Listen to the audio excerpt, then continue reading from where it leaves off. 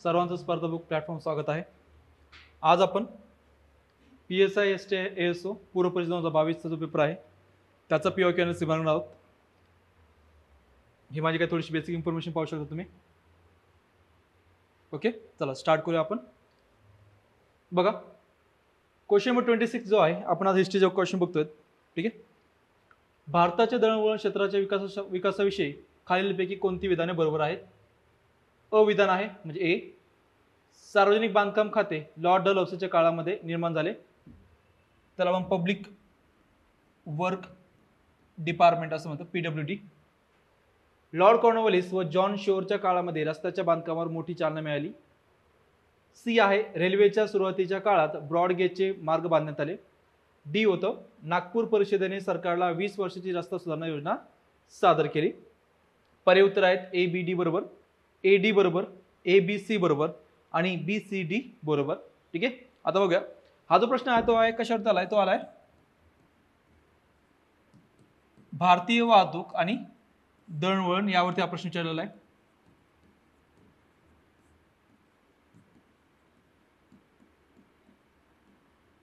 ठीक आहे, यात काय काय अपेक्षित करणं आहे तर बघा, महामार्ग, नॅशनल हायवे, वॉटरवेज।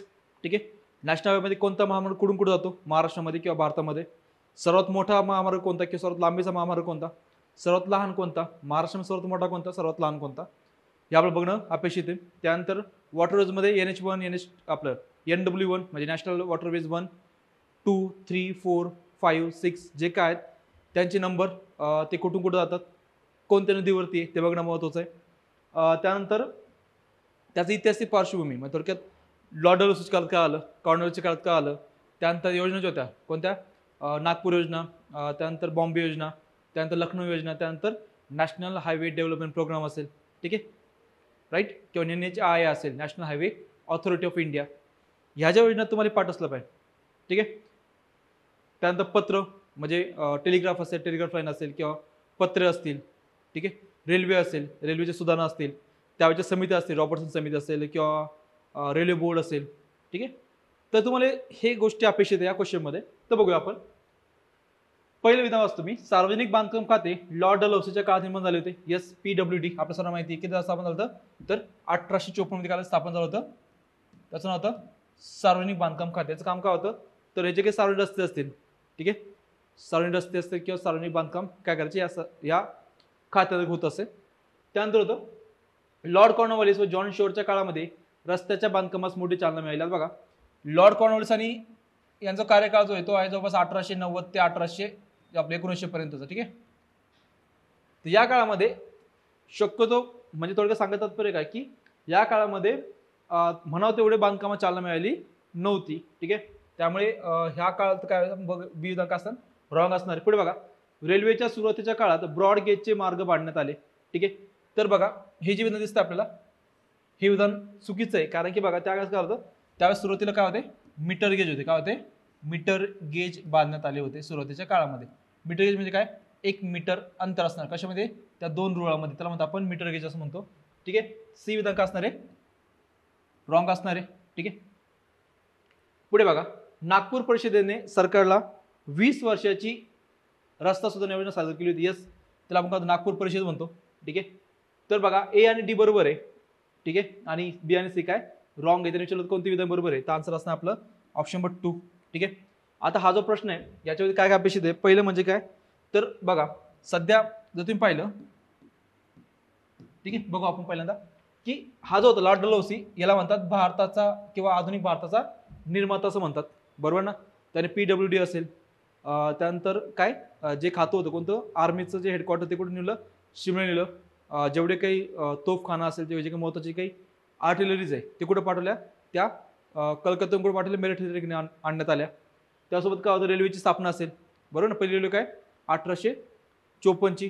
ठीक आहे, ती कुठे मुंबईवरून ठाण्यापर्यंत, सॉरी 1853 बरोबर ना, मुंबईवरून ठाण्यापर्यंत जी रेल्वे होती ती कोणाच्या काळात आली तर डलहौसीच्या काळात आली। त्यानंतर टेलिग्राफ लाईन असतील, बरोबर ना, इलेक्ट्रिक टेलिग्राफ कोणाच्या काळात आलं, लॉर्ड डलहौसीच्या काळामध्ये आलं। अजून फेमस काय होतं ते म्हणजे खालसा पद्धत, बरोबर ना, खालसा धोरण हे पण काय होतं महत्त्वाचं होतं, बरोबर।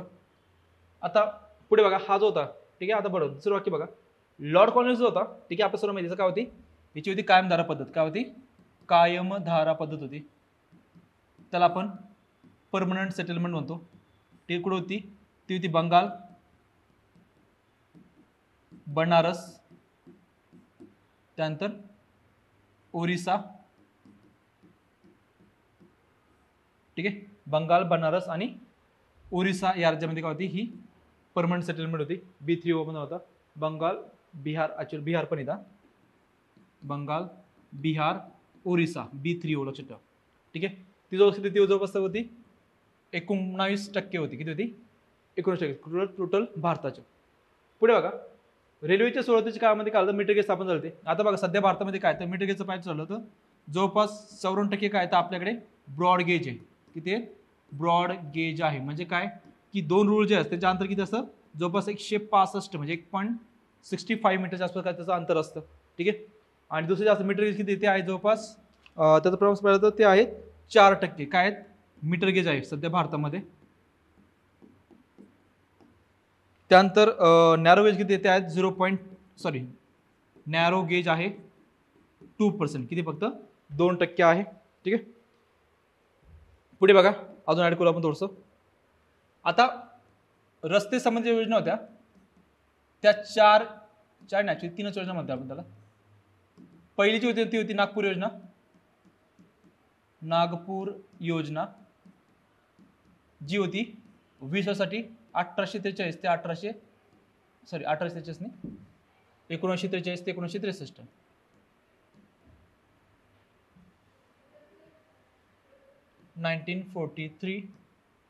टू 1963 पहिली होती नागपूर योजना. दुसरी जी होती ती होती बॉम्बे योजना. बॉम्बे योजना ती होती कधी? ती होती 1961 ते 1981. त्यानंतर आली लखनौ योजना. लखनौ योजना ती होती जवळपास कधी तर 1981 ते 2001 दरम्यान.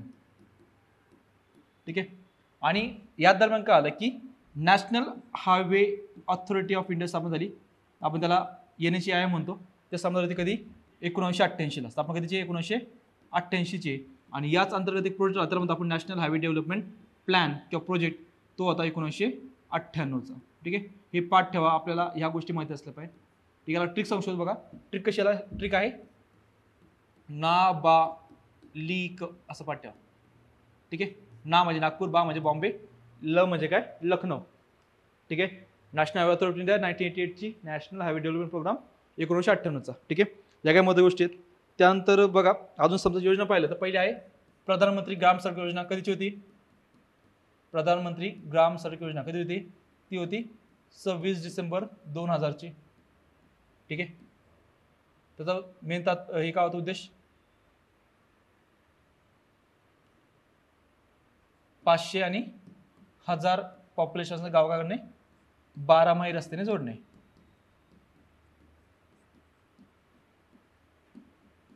आणि जर ट्रायब असेल तर काय? फक्त 250 आहे. बरोबर ना? बरोबर, ही होती प्रधानमंत्री ग्राम सडक योजना. त्यानंतर ॲक्च्युअली 26 डिसेंबर 1 डिसेंबर असं. बरोबर ना? एक मिनिट, ही होती 1 डिसेंबरची होती. ठीक आहे, ओके. पुढे बघा अजून होती आपली मुख्यमंत्री ग्राम सडक योजना. मुख्यमंत्री ग्राम सडक योजना. ठीक आहे, ती कधी होती? ती होती जवळपास 2015-16 मध्ये. त्यात काय होतं की जे काही रस्ते आहेत जे प्रधानमंत्री ग्राम सडक योजना जोडण्यात आले नाही ते काय करायचे तर राज्याच्या किंवा महाराष्ट्राच्या योजनांना जोडायचे. यासाठी काय होती? आपली मुख्यमंत्री ग्राम सडक योजना होती. कधीची? 2015-16ची. ठीक आहे, अजून यामध्ये काय सांगण्यासारखं?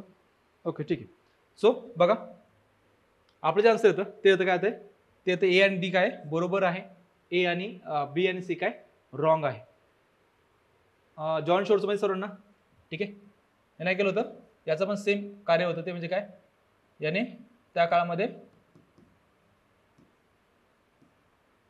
जमिनीचे काय केलं होतं? सर्वेक्षण केलं होतं जॉन शोरच्या काळामध्ये. ठीक आहे.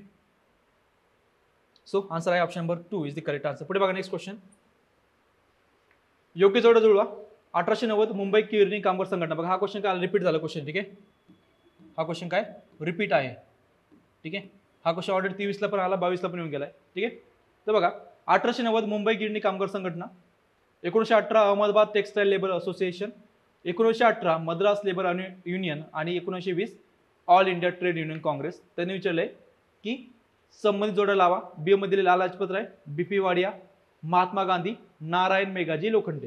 ठीक आहे, तर पहिलं बघा की 1920 ची काय होती, all India trade union Congress. ठीक आहे, ही होती कशाची, ही होती कम्युनिस्ट पार्टी ऑफ इंडियाच्या संबंधित संघटना आहे. पहिले क्लिअर सर्वांना. याचे जे पहिले अध्यक्ष होते कोण होते, लाला लजपत राय. याची स्थापना होती कधी 1920 मध्ये. पहिले अध्यक्ष कोण होते, लाला लजपत राय होते. त्यानंतर बाकीचे बघा, त्यानंतर लालटेक मध्ये कोण आले, नंतर नेहरू जे होते म्हणजे पंडित जवाहरलाल नेहरू, त्यानंतर सरोजिनी नायडू,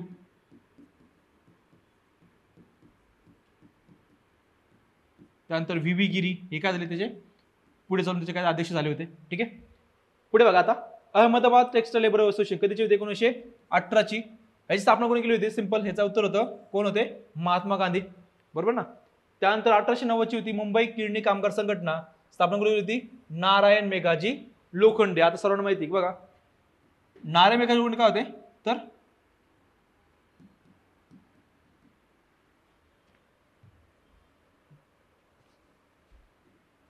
भारतीय कामगार चळवळीचे काय होते, ते जनक होते. कोण, नारायण मेघाजी लोखंडे. ठीक आहे, याचे मेन गोष्टी काय होते, दोन वर्तमानपत्र होते. पहिलं होतं दीनबंधू, दुसरं होतं गुराखी. यांना दोन किताब भेटले होते. कोणते होते पहिले, पहिला होता राव बहादूर,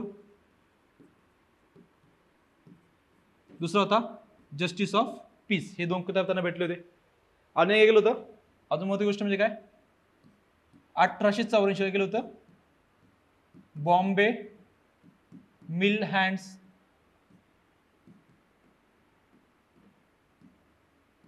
असोसिएशन काय केली होती, स्थापन केली होती. कोणी, नारायण मेघाजी लोखंडे यांनी.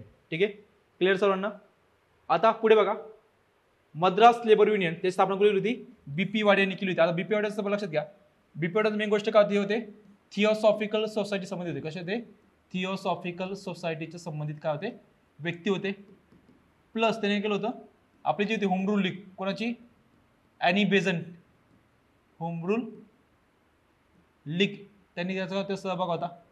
ठीक आहे, स्थापना होम रूल लीगची किती झाली, 1916 मध्ये. कोणी केली होती, ॲनी बेझंट. आणि दुसरे कोणते आपले लोकमान्य टिळक. त्यांचं कार्य काय होतं, कार्यक्षेत्र काय होतं, वेगवेगळं होतं.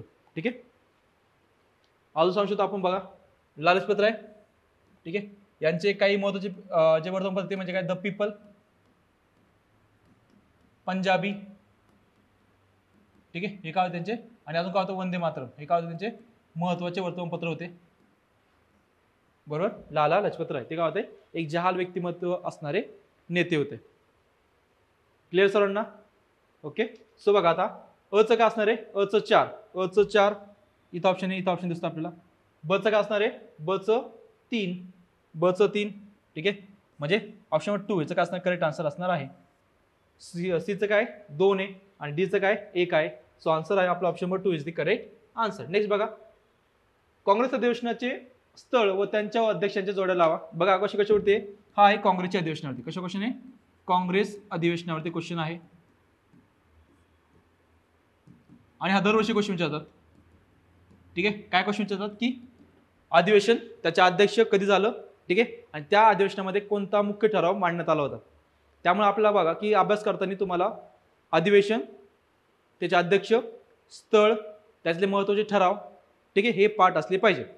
तर आता पहिलं बघा प्रथम काँग्रेस अधिवेशन सर्वांना माहिती कधी झालं, 1885 ला. कुठं झालं होतं, मुंबई या ठिकाणी. त्याचे पहिले अध्यक्ष कोण होते, ते होते उमेशचंद्र बॅनर्जी. ठीक आहे, म्हणजे अचं होतं 3. बघा दुसरे काँग्रेस अधिवेशन कलकत्तामध्ये झालं होतं. अध्यक्ष कोण होते, ते होते आपले दादाभाई नौरोजी. त्यानंतर तिसरे काँग्रेस अधिवेशन कुठं झालं होतं, मद्रास या ठिकाणी. कधी, 1887 मध्ये. अध्यक्ष कोण होते, बद्रुद्दीन तय्यबजी. त्यानंतर चौथे काँग्रेस अधिवेशन कुठं झालं होतं? अलाहाबाद या ठिकाणी. ठीक आहे, अध्यक्ष होते जॉर्ज ह्यूल. ठीक आहे, सो बघा अचं 3, बचं 4, अचं 3, बचं 4, त्यानंतर कचं 2. ठीक आहे, अचं 3, बचं 4, कचं 2, डचं 1. ऑप्शन नंबर 2 का असणार करेक्ट आन्सर असणार आहे. आता बघा आपल्याला अजून काय माहिती असलं पाहिजे काँग्रेस मध्ये. ठीक आहे, तर आता दादाभाई नौरोजी अध्यक्ष असताना कोण कोण होते? पहिलं होतं 1886चं, तिथं पाठ असणार आहे. दुसरं होतं 1893 मध्ये. ठीक आहे, 1893 मध्ये. त्यानंतर तिसरं जे होतं, एक मिनिट, ते होतं कुठे? 1906 मध्ये. ठीक आहे, असे 3 वेळेस अधिवेशन दादाभाई नौरोजी काय होते? आपले अध्यक्ष होते. ठीक आहे, त्यानंतर पुढे बद्रुद्दीन तैयबजी.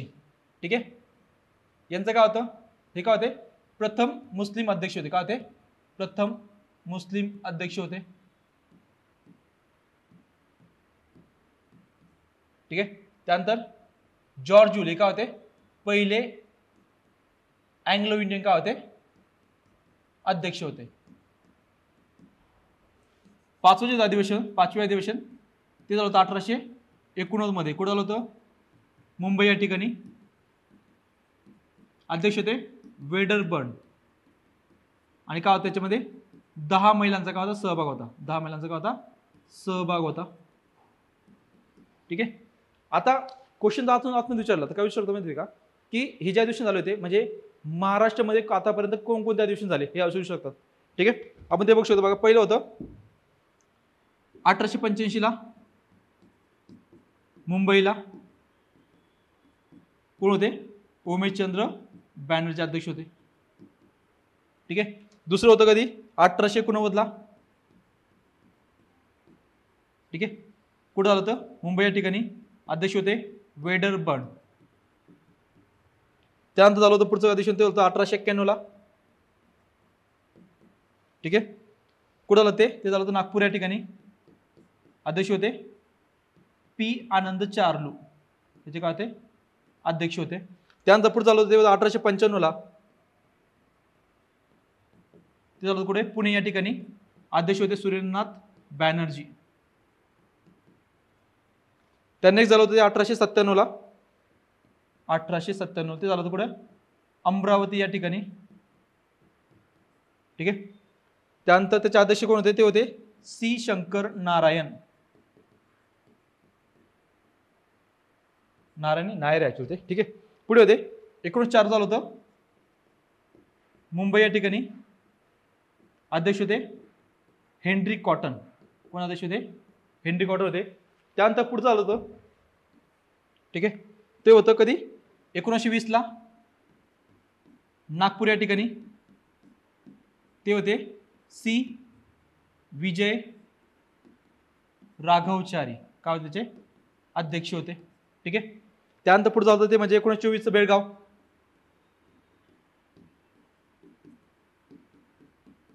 अध्यक्ष होते मोहनदास करमचंद गांधी म्हणजे आपले बापू. ठीक आहे, त्यानंतर 1934 झालं होतं पुढे मुंबई या ठिकाणी. अध्यक्ष होते डॉक्टर राजेंद्र प्रसाद. क्लिअर आहे? सो तुम्हाला एवढ्या अधिवेशन माहिती असल्या पाहिजे कुठं आली ती आपल्या महाराष्ट्रामध्ये घडली होती. 1885, 1889, 1891, 1895, 1897, 1904, 1920, 1924 आणि 1934. आणि अजून एखादा अजून डीप क्वेश्चन विचारते होऊ शकतात की पहिले मराठी अध्यक्ष कोण होते? पहिले मराठी अध्यक्ष कोण होते? तर लक्षात घ्या 1899 ला. ठीक आहे, 1899 ला NG चंदावरकर जे होते ते काय होते? पहिले मराठी वर्ष काय होतं? काँग्रेसचे अध्यक्ष झाले होते. काय नाव त्याचं? NG चंदावरकर काय होते? त्याचे अध्यक्ष होते. सो बघा आन्सर येतं आपला option number 2 is the correct answer. म्हणजे तुम्हाला अधिवेशन, त्याचे तारखा म्हणजे साल, त्याचे अध्यक्ष कोण होते आणि त्यामध्ये कोणता महत्त्वाचा ठराव पास झाला. ठीक आहे, फॉर एक्झाम्पल बघा की जर इथं पाहिलं की असहकार ठराव का झाला होता? मान्य केला होता. बघा असहकार ठराव केला मान्य. आता बघा मांडला होता कधी? तो मांडला होता तर या अधिवेशनामध्ये कोणत्या? सप्टेंबर 1920च्या अधिवेशनामध्ये काय 23 अधिवेशन होतं ना कोणाचं, लाला लजपत रायांच्या अध्यक्षतेखाली, त्यामध्ये तो मांडला गेला होता आणि पास कुठं झाला, तो झाला डिसेंबर 1920च्या नागपूर अधिवेशन काय तो पास झाला होता. त्यामुळे आजच्या अधिवेशन पाठ ठेवा. ठीक आहे, चला पुढे बघू. नेक्स्ट 1847 मध्ये मुंबई बंदर व कापूस उत्पादन करणारे विभाग यांना जोडणारी रेल्वे सुरू करावी अशी मागणी प्रथम कोणी केली होती? ऑप्शन 1 आहे ब्राईट, जॉन लाईट, विलोक्बी आणि प्रेस्कॉट. तर बघा आता हा क्वेश्चन जो आहे याचे आन्सर येणं शक्य नाहीये. ठीक आहे, हा क्वेश्चन आपल्या आवाक्याच्या बाहेर शक्यतो नाही जमत असेल तर सोडलेला बरा. कधी पण सांगतो, ज्या क्वेश्चनचा आन्सर मला माहीतच नाही त्याचं उत्तर काढायचं काम प्रयत्न करू नका की मी टुका मारतो, जय माता दी करतो, काय तो उत्तर निघन नाही. शक्यतो हा क्वेश्चन स्किप करा. बरोबर, याचे जे आन्सर दिले ते दिले आन्सर दिले ब्राईट नावाचे कोण होते, एक व्यक्ती त्याने केलं होतं, सर्वप्रथम ती योजना मांडली होती. आता बाकीचे बघा, प्रेस्कॉटचं होतं ना, हा रेल्वे आयोगाचा का होता, रेल्वे आयोगाचा का होता, हा अध्यक्ष होता. प्रेस्कॉट कमिशन स्थापन झालं होतं. ठीक आहे, बाकीचं एवढं काय आयडिया नाही. ठीक आहे, bright is the correct answer. ह्याचं काय आन्सर आहे ब्राईट आहे. हा क्वेश्चन स्किप करा किंवा सोडू नका. ठीक आहे, हा क्वेश्चन तुम्हाला येणं अपेक्षित नाही. ठीक आहे, आपल्याला सर्व येतं असं कधी होणार नसतं. जवळपास आयोगाचे जवळपास आपल्याला 100 क्वेश्चन त्यातले आपण फक्त हार्डली 70 ते 60-70 मध्ये असतात. 60च म्हणतो मी. ठीक आहे, बाकीचे 10-20 काय करतात आपलं थोडंफार इकडे फार काय म्हणतो आपण थोडं लिंक लावून असं तसं होतं. ठीक आहे, पण बाकीचे समजा 5-6 क्वेश्चन असे असतात की आपल्याला त्याचा लिंक अजिबात नसते. हे क्वेश्चन स्किप करणं कधी पण बेटर असतं. चला पुढे बघू. नेक्स्ट इसवी सन 1935च्या भारत शासन कायद्याद्वारे कोणत्या संस्था स्थापनेची तरतूद केली होती? पहिला federal court, reserve bank of India, federal railway आणि हाय कमिशनर. बघा कोणती संस्था स्थापनेची तरतूद केली होती, बघा शब्द वाचावे व्यवस्थित. तरतूद केली होती, स्थापना नाही केली. तरतूद केली होती, स्थापना गोष्ट नंतर. ठीक आहे, म्हणजे काय की समजा फॉर एक्झाम्पल हा काय सांगतो फक्त तुम्ही स्थापना करा, बरोबर ना, पण ऍक्च्युअली स्थापना कोणी केली, दुसऱ्या कायद्याने केली असणार आहे. बरोबर ना. तर बघा की 1935च्या भारत शासन कायद्याद्वारे कोणती संस्था स्थापनेची तरतूद केली होती?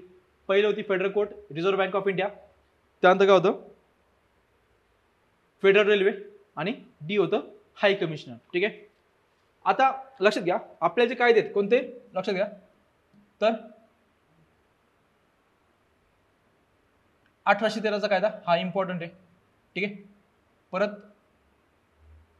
1773चा कायदा, 1833चा कायदा, त्यानंतर कोणता होता 1853चा कायदा, 1961 आपला 1861चा कायदा, त्यानंतर 1881चा कायदा, 1891 त्यानंतर 1909, 1919 हे जे कायदे आहेत या कायद्याचे प्रोविजन तुम्ही पाठ करा. ठीक आहे, चला फॉर एक्झाम्पल एखादं विचारलं की 1 लाख रुपये शिक्षणासाठी देणार, कोणत्या कायद्यामध्ये होतं ते 1813च्या कायद्यामध्ये होतं. बरोबर ना. ती नंतर काय 10 लाख कोणी केलं तर 1833च्या कायद्यानुसार केलं. मोनोपोली कधी बंद झाली तर 1813च्या कायद्यानुसार आली. मिशनऱ्यांना भारतामध्ये येण्याची परवानगी दिली तर 1813 कायद्यानुसार काय आपल्या मिशनऱ्यांनी परवानगी देण्यात आली होती. सो हे तुम्हाला पाठ असलं पाहिजे की गुलामगिरी प्रथा कधी बंद झाली होती तर 1833च्या कायद्यानुसार बंद झाली होती. तुम्हाला प्रत्येक कायद्याचे काही महत्त्वाची इसेन्स आहे ते पाठ असले पाहिजे. किंवा 1861चा कायदा काय म्हणतो की अध्यादेश पारित करणं काय होतं 1861च्या कायद्यानुसार होतं. आता बघा हे जे कायदे काय होते हे होते विकेंद्रीकरण. हे काय होते विकेंद्रीकरणासाठी होते. हे कायदे जे होते काय होतं त्याच्यामुळे काय होतं केंद्रीकरण झालं होतं. पहिला गव्हर्नर जनरल ऑफ इंडिया, पहिला गव्हर्नर जनरल, त्यानंतर पहिला व्हाईस रॉय, ह्या गोष्टी त्या कायद्यांतर्गत आलेल्या आहेत. त्यामुळे ते पाठ असणं आपल्या अपेक्षित आहे. ठीक आहे, आता बघा की हा जो कायदा आपला कधीचा 1935चा कायदा यातले काही महत्त्व सांगतो बघा. 1935 भारत शासनाचा कायदा. यात काय काय इम्पॉर्टंट आहे तर पहिलं बघा, पहिलं सांगायचं म्हणजे काय तर अखिल भारतीय संघराज्य स्थापन करणे. पहिलं काय महत्त्वाची गोष्ट होती अखिल भारतीय संघराज्याची स्थापना करणे. बघा संघराज्य काय काय असलं पाहिजे त्यामध्ये होतं प्रांत, त्यानंतर हाय कमिशनरचे चीफ कमिशनरचे प्रांत आणि त्यानंतर होतं संस्थाने. या तिघांचं पण काय करत होतं आपल्याला फेडरल कोर्ट काय करत आपलं संघराज्य काय स्थापन करायचं होतं. ते किती अलग संघ स्थापन नाही.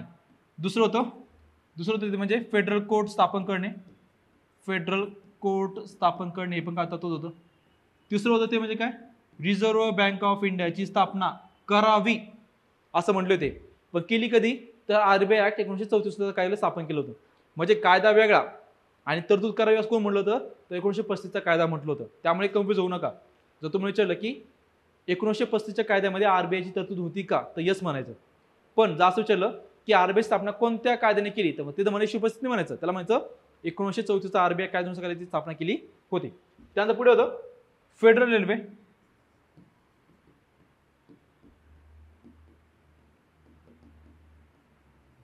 ठीक आहे.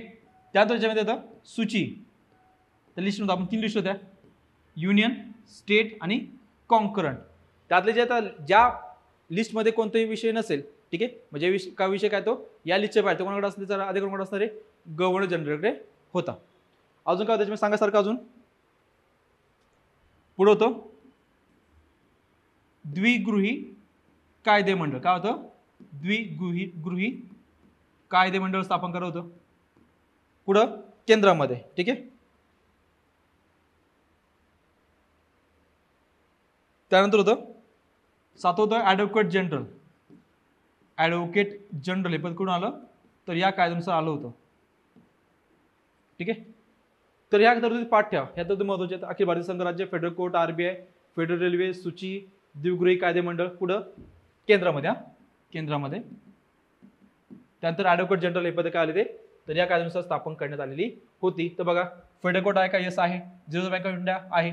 फेडरल रेल्वे आहे. पण बघा, हाय कमिशनर जे पद काय होतं ते 1919च्या मॉन्टेग्यू चेम्स्फोर्ड कायद्यानुसार काय होतं?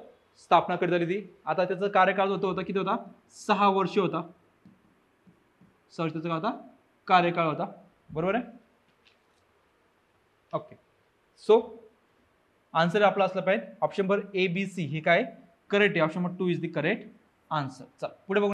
क्वेश्चन 31 आहे. ब्रिटिशांच्या व्यापारवादी अर्थव्यवस्थेचा खालीलपैकी कोणतं उद्देश होता? पहिलं होतं व्यापारी स्पर्धा नको, जास्तीत जास्त नफा. सी होतं आर्थिक अटकाव नियंत्रण. डी होतं भारताचा आर्थिक विकास करणे. ऑप्शन आहे वरीलपैकी कोणती विधाने बरोबर आहेत? पहिला आहे ए आणि बी बरोबर, दुसरा आहे बी आणि सी बरोबर, तिसरा आहे सी फक्त आणि चौथा आहे बी फक्त. तर बघा की ब्रिटिशांचं वापरलेल्या अर्थव्यवस्थेचं मेन टार्गेट काय होतं? ते होतं जास्त नफा कमवणे. हे काय होतं? सर्वात महत्त्वाचं टार्गेट होतं, जास्त नफा कमवणे. ठीक आहे. त्यामुळे व्यापारी स्पर्धा हा विधान काय होतं? चूक ठरतं. पुढे होतं भारताचा आर्थिक विकास करणे. विधान काय होणार आहे? रॉंग असणार आहे. आता बघा, जास्तीत जास्त नफा, यस हे बरोबर आहे. आणि बघा आर्थिक घटक नियंत्रण म्हणजे काय? की समजा फॉर एक्झाम्पल जमीन आहेत, ठीक आहे, जमीनदारी आहे, यावरती नियंत्रण असलं पाहिजे. त्यासाठी बघा त्यांनी काय केलं होतं? त्यांनी रयतवारी, त्यानंतर महालवारी आणि अजून कोणती कायमधारा पद्धत काय केल्या? लागू केल्या होत्या. बरोबर आहे. किंवा मीठ असेल, मिठावरती कर लागला होता त्या काळामध्ये. म्हणजे काय की त्यांचं काय होतं? आर्थिक घटकावर त्याचं नियंत्रण त्यांनी ठेवण्याचा प्रयत्न केला होता. म्हणजे बी आणि सी का असणार आहे? बरोबर असणार आहे. बाकी ए आणि डी काय रॉंग आहे? डी तर 100% रॉंग होतं. आता बघा याचा अर्थ आपला ऑप्शन होतं बी आणि सी का असणार आहे? करेक्ट असणार. जर आपण पाहिलं ना की यांचा कार्यकाळ जो होता म्हणजे प्लासीच्या युद्धानंतर यांचा व्यापारी तत्व कसं बदलत गेलं आपल्याला बघायचंय. तर पहिलं बघा, जर मी म्हटलं की याचा कार्यकाळ 3 भाग करतात, म्हणजे 3 भाग करू शकतो आपण यांच्या व्यापारवादाचे. पहिला होता 1757 ते 1813. 13 मध्ये काय होतं? 13 मध्ये काय आलं? मक्तेदारी बंद केली होती. त्यामुळे 1757 म्हणजे प्लासी युद्धापासून ते 1813 पर्यंत काय होता कार्यकाळ म्हणू शकतो आपण. तो होता वाणिज्यवादाचा कालखंड. वाणिज्य वादाचा कालखंड होता. बरोबर. त्यानंतर दुसरं जे होतं ते होतं 1813 ते 1857. हा जो काळ होता यात होतं खुला व्यापार. कारण बघा सर्वांना काय होतं? सर्वांना व्यापाराचं केलं होतं, अलाउ केलं होतं, म्हणजे मोनोपोली केली होती, बंद केली होती. आणि तिसरा जो भाग होता तो होता 1857 ते पार 1947 पर्यंत, 1857 टू 1947. ठीक आहे. तो कालखंड होता तो होता व्यापारी मक्तेदारी रद्द करणे. ठीक आहे. हा का होता? हा होता फक्त प्रशासन चालवणे, हे काय होतं त्यांचं फक्त महत्त्वाचं कार्य होतं. ठीक आहे. असे टोटल 3 भाग होते. कशाचे? वाणिज्यवादाचे. बघा. ठीक आहे. सो बघा की याचा आन्सर जे होतं ते आता बी आणि सी बरोबर असणार आहे. ठीक आहे. आता बघा वाणिज्यवादामध्ये का फक्त काय करायचं? व्यापार करायचा आणि नफा कमवायचा, हा होता पहिला कालखंड. ठीक आहे. दुसरा होता खुला व्यापार, म्हणजे काय? सर्वजण येणार, व्यापार करणार आणि काय करणार? भारताचे कच्चा माल काय करणार ते घेऊन दुसऱ्या देशात जाणार, म्हणजे थोडक्यात स्वदेशी जाणार आणि परत काय पक्का माल करून विकायचा, परत भारतामध्ये विकायचा. त्याला म्हणतो बाजारपेठ. काही मोठी बाजारपेठ स्थापन केली होती. नंतर होता प्रशासन चालवणे, काय होतं? कंपनीचं महत्त्वाचं कार्य होतं. सो आन्सर येतं आपलं B and C is the correct answer. Next बघा, डॉक्टर भाऊदाजी लाड हे कशाचे पुरस्कर्ते होते? पहिलं स्त्री वृद्धाश्रम, सामाजिक भेदभाव, विधवा पुनर्विवाह, ख्रिस्त धर्म. ठीक आहे. त्याचा आन्सर काय असणार आहे? ते असणार आहे विधवा पुनर्विवाह. याचं काय होतं? महत्वाचे पुरस्कर्ते होते. आता बघा, आता शब्द बघा, स्त्री वृद्धाश्रम स्थापन करणे. ठीक आहे. हे कार्य मोठं आहे, पण तेवढं त्या बाबतीत त्याला पुरस्कार करावा एवढं मोठं नाही. पुढे होतं सामाजिक भेदभाव कमी करणे, यस हे होऊ शकतं. पण जर आपण भाऊदाजी लाड विषयी जर माहिती घेतली तर आपल्याला कळतं की त्यांचं मेन कार्य काय होतं? तर विधवा पुनर्विवाह करणे किंवा सामाजिक सुधारणा करणे यांचं काय होतं? महत्वाचं कार्य होतं. आता बघा, भाऊदाजी लाड जे होतं त्यांचं पूर्ण नाव होतं रामचंद्र विठ्ठल लाड. काय नाव होतं? रामचंद्र विठ्ठल लाड त्यांचं काय होतं? पूर्ण नाव होतं. त्यांनी ग्रांट मेडिकल कॉलेज स्थापन काय केली होती? प्रवेश घेतला होता कधी? 1845 मध्ये. ठीक आहे. बरोबर. त्यानंतर त्यांनी 1800 मध्ये केलं होतं पुनर्विवाह उत्तेजक मंडळ स्थापन केलं होतं. पुनर्विवाह उत्तेजक मंडळ स्थापन केलं होतं. ठीक आहे. कधी? 1866 मध्ये. त्यानंतर 1852 मध्ये नाना शंकर शेठ प्लस भाऊदाजी लाड एकत्र आले. याने काय केली? बॉम्बे असोसिएशन काय केली? स्थापन केली होती. बॉम्बे असोसिएशन काय केली? स्थापन केली होती. त्यानंतर पुढे होतं ते होतं 1859. त्यामध्ये काय होतं? लायसन्स बिलास काय होता? विरोध केला होता. लायसन्स बिलास काय केला? विरोध केला. ठीक आहे. त्यानंतर पुढे होतं, आता बघा त्यांना काय म्हणायचे? तर त्यांना धन्वंतरी म्हणायचे. काय म्हणायचे? धन्वंतरी म्हणायचे. का बरं? धन्वंतरी म्हणजे काय? एक मोठा डॉक्टर. कुष्ठरोग वगैरे केलं त्यांनी औषध शोधलं होतं, त्याला काय म्हणायचे? धन्वंतरी म्हणायचे. आता बघा, आणि त्यांचं एक अजून बघा, त्यांनी काय लिहिलं होता? एक बाल हत्यावर द्यायला होता, एक निबंध लिहिला होता. बाल हत्यावर त्यांनी निबंध लिहिला होता आणि त्याला काहीतरी मोठं पारितोषिक भेटलं होतं. सो याचा आन्सर येतं आपलं काय? विधवा पुनर्विवाह. काय असणार? करेक्ट आन्सर असणार आहे. पुढे नेक्स्ट, जोड्या लावून योग्य पर्याय निवडा. आचार्य बाळशास्त्री जांभेकर, दुर्गाराम मंचाराम दादोबा पांडुरंग, अॅनी बेझंट, केशवचंद्र सेन. आता इकडे दिले सुरत येथे मानव धर्म सभेची स्थापना, ख्रिस्ती मिशनरीच्या ताब्यात गेलेल्या श्रीपाद शेषाद्री प्रकरण. ऍक्च्युअली शब्द असा येतो प्रकरण, यांचे शुद्धीकरण. पुढे होतं नॉर्मल स्कूल व व्हिक्टोरिया इन्स्टिट्यूटची स्थापना आणि चौथं होतं सेंट्रल हिंदू कॉलेजची स्थापना. आता बघा, आपल्या सर्व माहिती आहे, पहिले होते आचार्य बाळशास्त्री जांभेकर. ठीक आहे. यांचं सर्व माहिती की यांचं एक प्रकरण घडलं होतं, त्याचं नाव होतं काय होतं? नारायण शेषाद्री प्रकरण. काय होतं? नारायण शेषाद्री प्रकरण. आता ही नारायण शेषाद्री दोन मुलं होते. ठीक आहे. ते काय होते? ख्रिस्त शाळेमध्ये जात होते. आणि झालं काय की हा जो नारायण याने केलं, ख्रिस्त धर्म स्वीकारला होता. आता त्याच्या वडिलांना वाटलं की आपला जो दुसरा मुलगा आहे कोणता शिष्य जागा करेन, हा पण काय ख्रिश्चन होईल. तो होऊन यासाठी गेलं, ते जांभेकरांकडे गेले. जांभेकर काय म्हटले? जांभेकरांनी त्याला समजून सांगितलं की तू ख्रिश्चन वगैरे होऊ नको. त्यावेळेस ब्राह्मण गेला, यांना विरोध केला की तुम्ही काय करू नका, या हस्तक्षेप करू नका. बरोबर. आणि हे जे प्रकरण घडले यामुळे काय आलं? जांभेकरांना काय आला? फार खूप मोठा त्रास झाला होता. ठीक आहे. आणि शेवटी काय आलं? हे प्रकरण घडून आलं. बरोबर. आता दुसरं बघा, अॅनी बेझंट जे होत्या यांचं होतं सेंट्रल हिंदू कॉलेज स्थापना केली होती. कोणी? अॅनी बेझंट यांनी. कधी? 1897 मध्ये.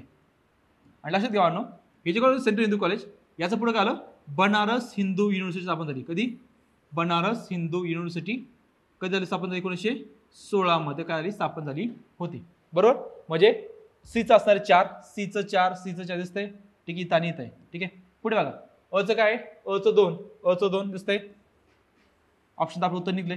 पुढे बघू आता, बचं 1 असतं, म्हणजे काय, दुर्गाराम मंचाराम आणि दादोबा पांडुरंग यांची काय होती, सुरती काय होती, मानव धर्म सभा स्थापन केली होती. ठीक आहे, स्थापना झाली होती 1844 मध्ये. आपण कुठे झाली, 1844 मध्ये कुठं, सुरत या ठिकाणी. अध्यक्ष कोण होते, दादोबा पांडुरंग तरखडकर होते, अध्यक्ष होते.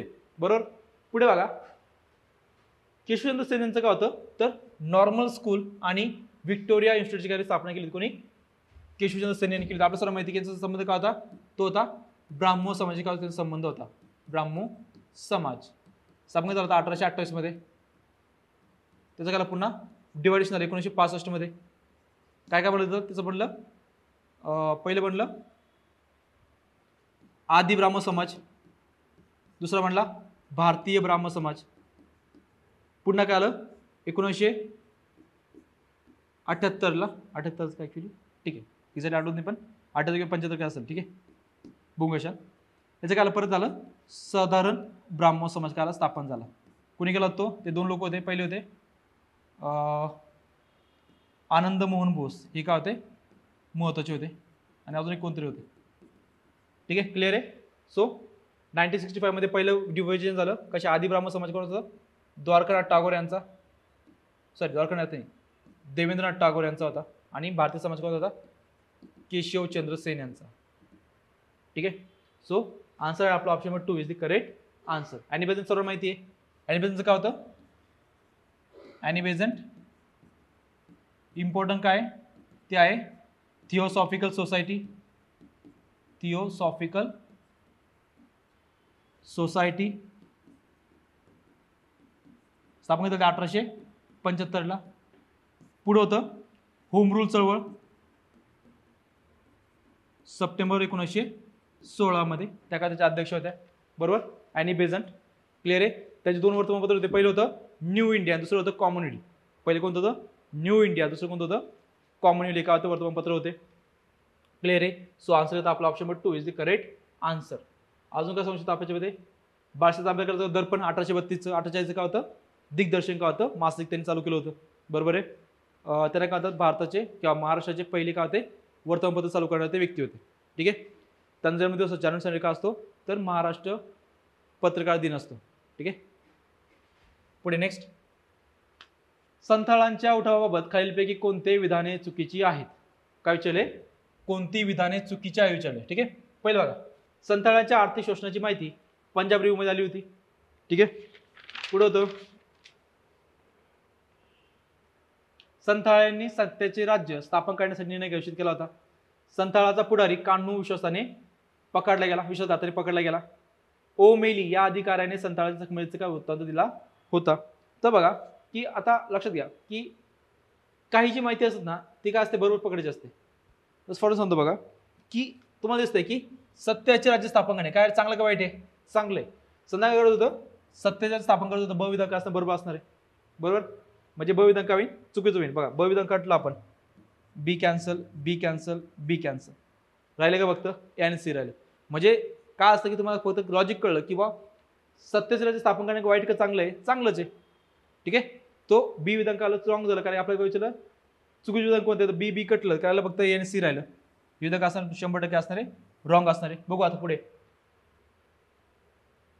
संथाळांच्या आर्थिक शोषणाची माहिती पंजाब रिव्ह्यू मध्ये दिली होती का, तर नाही. ठीक आहे, हे त्यामध्ये दिलेलं नव्हतं. तर ते समजा त्याचं काय होतं, तर ते कलकत्ता रिव्ह्यू मध्ये दिलेली होती माहिती. पुढे होतं, संथाळांचा पुढारी कान्हू काळाला विश्वासघाताने पकडला. आता बघा कान्हू सन्याल, ठीक आहे, हे होते का, नाही. सी विधान काय असणार आहे, चुकीचं असणार आहे. ओ मेलीचं काय होतं, या अधिकाऱ्याला संथाळाचा जखमेचा वृत्तांत दिला होता, हे विधान काय बरोबर आहे. ठीक आहे, म्हणजे आणि सी विधान काय चुकीचे आहेत. आता बघा की हा उठाव काय झाला होता, हा झाला होता 1855 आणि 1856 काला उठाव झाला होता. याचे जे प्रमुख होते ते होते सिद्धो, आणि दुसरा जो होता तो होता कान्हू. सिद्धो आणि कान्हू काय होते, महत्वाचे व्यक्ती होते. पुढे बघा, आणि याने केलं शेवटी याने केला जो विरोध केला त्याला मग आलं संथाल परगणा स्थापन केला होता. संथाल परगणा काय केला, स्थापन केला. उपरे जे असतात, उपरे म्हणजे काय, डिकू म्हणजे बाहेरचे लोक जे काय भारत ते काय करायचे, ते जंगलामध्ये यायचे, काय काय म्हणतो ना की त्यांचं जे काही त्याच्यावरती काय व्हायचं, उदरनिर्वाह व्हायचं काय बंद झाला होता. कशामुळे, त्या जंगल कायद्यामुळे किंवा सक्तीच्या कर वसुलीमुळे, सक्तीच्या कर वसुली विरुद्ध काय होता हा उठाव झालेला होता. ठीक आहे. अजून काय विरोध होता, तो होता जंगल कायदा. ठीक आहे. इंग्रज म्हटलं की जंगल कोणाचं आहे तर शासनाचं आहे, आणि आदिवासींचं म्हणणं होतं हे कोणाचं, आमच्या पूर्वजांपासून आम्ही ते वापरत आलेलो आहे. त्यामुळे काल यांच्यामध्ये विरोध झाला आणि त्यामुळे काळ हा उठाव उडाला कधी 1855 ते 1856 मध्ये. सो याचा आन्सर बघा, आन्सर आहे फक्त ए आणि सी विधान काय चुकीचं आहे. ठीक आहे. So answer is option number 4 is the correct answer. Next बघू, महाराष्ट्रातील गुप्त संघटनेचे संघटक व त्यांच्या कार्यक्षेत्रात जोडा लावा. पहिल्या श्रीधर परांजपे, डॉक्टर सिद्धनाथ काणे, दादासाहेब खापर्डे, गंगाधर देशपांडे. तर बघा, तुम्हाला काही व्यक्ती माहिती असले पाहिजे की त्यांचं ठिकाण, ठीक आहे, ते व्यक्ती ते कुठे कार्यरत होते ते आपला पाठ असलं पाहिजे. तर बघा, पहिले जे आहेत खापर्डे सांगतो बघा, खापर्डे जे होते ते होते कुठे, अमरावती या ठिकाणी. ठीक आहे, हे पाठ असलं पाहिजे. खापर्डे कुठले होते, अमरावतीचे होते. त्यानंतर सिद्धनाथ काणे जे होते ते होते यवतमाळचे. कुठले होते, यवतमाळचे होते. त्यानंतर गंगाधर देशपांडे जे होते ते होते बेळगाव या ठिकाणी त्यांचं कार्य होतं. आणि श्रीधर परांजपे कुठले होते, ते होते वर्धा आणि नागपूर या ठिकाणी. ठीक आहे. तर बघा, अचं 3, बचं 4, अचं 3, बचं 4, ऑप्शन नंबर 4. ठीक आहे. आता बघा की यवतमाळ अजून कोण होते बघा, यवतमाळ होते वाजने, दुसरे होते टोंगे. हे काय होते, यवतमाळच होते. कोण कोणते, सिद्धनाथ काणे, वाजने, टोंगे हे काय होते तर त्या यवतमाळच होते. पुढे बघा, आता आपल्याला काय असलं पाहिजे, गुप्त संघटना ज्या होत्या त्याविषयी थोडी माहिती असली पाहिजे. गुप्त संघटना, पहिला बघा, पहिला महत्त्वाचा होता तो चाफेकर क्लब. चाफेकर क्लब आपलं नाव दिसतं बघा, कोण होते, दामोदर चाफेकर, त्यानंतर बळवंत चाफेकर, अजून काय होते, वासुदेव बळवंत. ठीक आहे. आपलं चाफेकर म्हणजे कोण आहे, चाफेकर म्हणजे कुठला असणारे, हा असणारे पुणे या ठिकाणचा चाफेकर बंधू. बघा, त्यांनी काय केलं होतं, त्या आयस्टानी याला मारलं होतं, रॅड आणि आयस्टॅनला काय केलं होतं, मारलं होतं. कुठलं जातं, पुण्यामध्ये. सो चाफेकर कुठं असतं, पुण्याचं असणार आहे. एक मिनिट फडके होते. ठीक आहे. बघा, चाफेकर कुठले,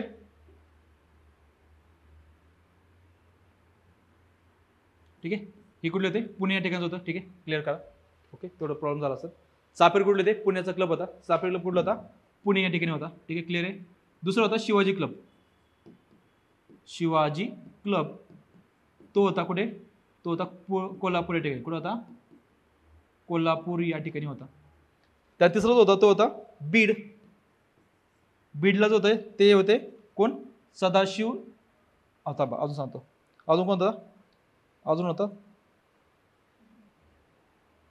आर्य बांधव समाज. दुसरा होता आर्य बांधव समाज.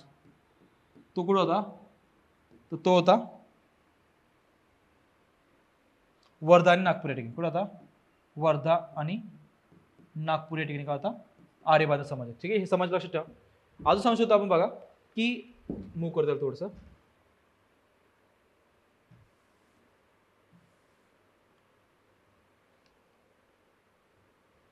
ठीक आहे. पुढे बघा, कोल्हापूरला होता जो स्वतः शिवाजी क्लब, कोल्हापूरचा शिवाजी क्लब हे स्थापना केली होती. कोणी केली होती, ती केली होती हनुमंतराव कुलकर्णी यांनी. कोणी केली होती, हनुमंतराव कुलकर्णी यांनी केली होती, याची स्थापना केली होती. ठीक आहे. नेक्स्ट पुढे बघा, आणि आर्यवाद समाज होता. ठीक आहे, याचे होते कोण कोण होते, अभ्यंकर होते, अभ्यंकर. नंतर होते श्रीधर परांजपे, जे काय ते प्रमुख व्यक्ती होते. ओके. सो आन्सर होतं आपलं काय, आन्सर बघा,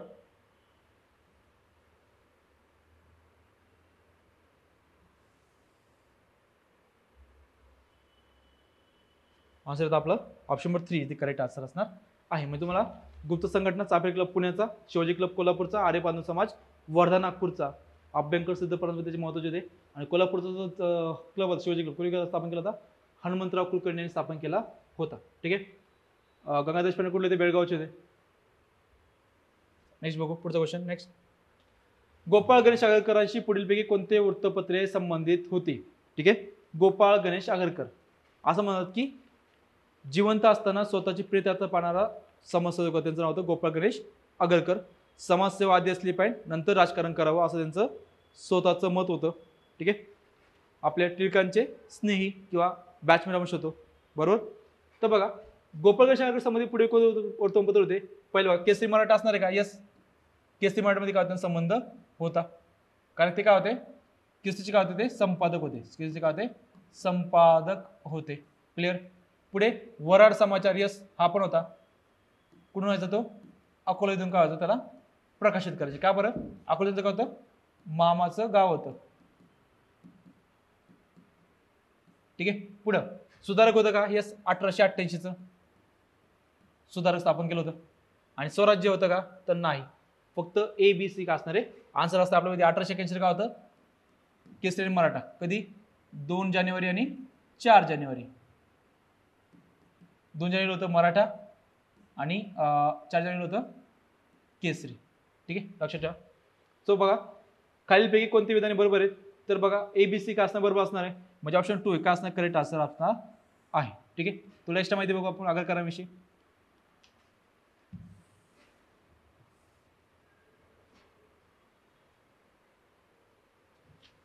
बघा 1881 मध्ये काय केलं होतं? 80 न्यू इंग्लिश स्कूल स्थापना केली होती.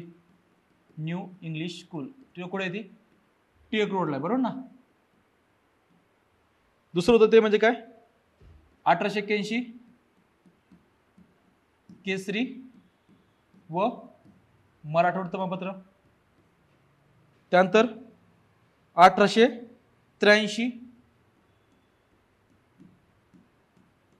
नूतन मराठी विद्यालय स्थापन केलं होतं. त्याला विद्यापीठ चालू पुढचं त्याला नाव नूतन मराठी विद्यालय. त्यानंतर होतं 1884 Deccan education society. Deccan education society स्थापन केली होती. त्यानंतर अजून शब्द आपण त्याच्यामध्ये 1888 होतं सुधारक वर्तमानपत्र त्यांनी सुरू केलं होतं. ठीक आहे. आता पुढे बघा त्याचे लेखक काय होते?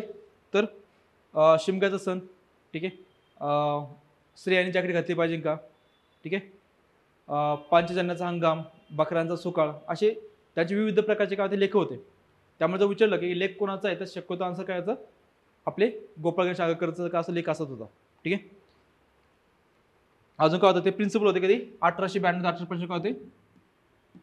1892 ते 1895 काय होते? ते प्रिन्सिपल होते. कुठले? फर्ग्युसन कॉलेजचे काय होते? प्रिन्सिपल होते. ठीक आहे. त्यांचं पुस्तक त्याचं नाव होतं विकार विलसित. विकार विलसित किंवा विकार विलसित नाव त्यांनी काय होतं? पुस्तक लिहिलं होतं. अजून कोणतं होतं? डोंगरीच्या तुरुंगात. डोंगरीच्या तुरुंगात 101 दिवस. आणि का बरं त्यांना काय झाली ती? तर बर्वे प्रकरणामुळे. ठीक आहे. लोकमान्य टिळकांना आणि कोणाला? गोपाळ गणेश आगरकरांना. ओके. सो हे होते आपले गोपाळ गणेश आगरकर. पुढे बघा नेक्स्ट क्वेश्चन बघू आपण. खालील विवरण व्यक्ती ओळखा. इंडिया नावाचे वृत्तपत्र चालू केलं होतं. कोणतं होतं? इंडिया नावाचं वृत्तमानपत्र. बॉम्बे असोसिएशनची स्थापना कधी केली होती? 1852 मध्ये. ईस्ट इंडिया असोसिएशनची स्थापना कधी केली होती? 1866 मध्ये. सर्व कळ असते ते उत्तर काय असणार आहे? आणि भारतीय राष्ट्रीय काँग्रेसचे अध्यक्ष कधी होते ते? 1886, 1893 आणि 1906 यावेळेस काय होते? अध्यक्ष होते. कोण असणार? सिंपल दादाभाई नौरोजी. हे काय होते? व्यक्ती असणार आहे. बरोबर. आता बघा गोपाळकृष्ण होते काय होतं? भारत सेवक समाज 1905चा, आणि 1905 काय होते अधिवेशनाचे अध्यक्ष कुठलं बनारसचं अधिवेशन होतं. ठीक आहे. त्यानंतर फिरोजशाह मेहता बॉम्बे क्रॉनिकल, त्यात काय रोड कायद्यामध्ये काळा कायदा म्हणले होते. कोण होते? बेंजामिन हार्निमन. काय म्हणले ते? रोड कायदा काय तर काळा कायदा असं म्हटले होते. त्याला काय म्हणतात तर मुंबईचा सिंह म्हणतात, बरोबर. आणि त्याने काय होतं 1895 मध्ये काय केलं होतं तर बॉम्बे प्रेसिडेन्सी असोसिएशन स्थापन केली होती. पुढे बघा दिनशा वांछा, हे काय होते? हे होते एक मवाळ नेते होते, मवाळ नेते होते. ठीक आहे. ओके. नेक्स्ट, सांप्रदायिकतेच्या वाढीसाठी कारणीभूत असलेल्या खालीलपैकी कोणती विधाने कोणाची आहेत? ठीक आहे. काय सांप्रदायिकता म्हणजे काय? स्वतःच्या धर्माचा विचार करणे, बाकीच्यांना काही विचार न करणे, म्हणजे स्वतः धर्म श्रेष्ठ कसा आहे हे सांगणं, याला म्हणतो आपण सांप्रदायिकता असं म्हणतो. तर बघा, हिंदू व मुस्लिम हे दोन्ही राष्ट्रीय असून ती विरोधी राष्ट्र आहेत. फोडा आणि झोडा हे धोरण हिंदुस्थानात अंमलात आणले पाहिजे आणि मुस्लिमांना हिंदूपासून अलग केलं पाहिजे. महात्मा गांधींची सविनय कायदेभंग चळवळ भारताच्या पूर्ण स्वातंत्र्याकरता नाही, परंतु भारतीय मुसलमानांना हिंदू महासभेच्या वर्चस्वाखाली आणण्यासाठी आहे. भारताला मातृभूमी मानणाऱ्यांचा भारत देश आहे. आता एक लक्ष द्या, जर मला उत्तर येत नसेल, ठीक आहे, मला सपोज मला काहीच माहित नाही याविषयी की बा कोण काय म्हटलं, पण जर मी चौथं वाक्य असतं ना, भारताला मातृभूमी मानणाऱ्याचा भारत देश आहे.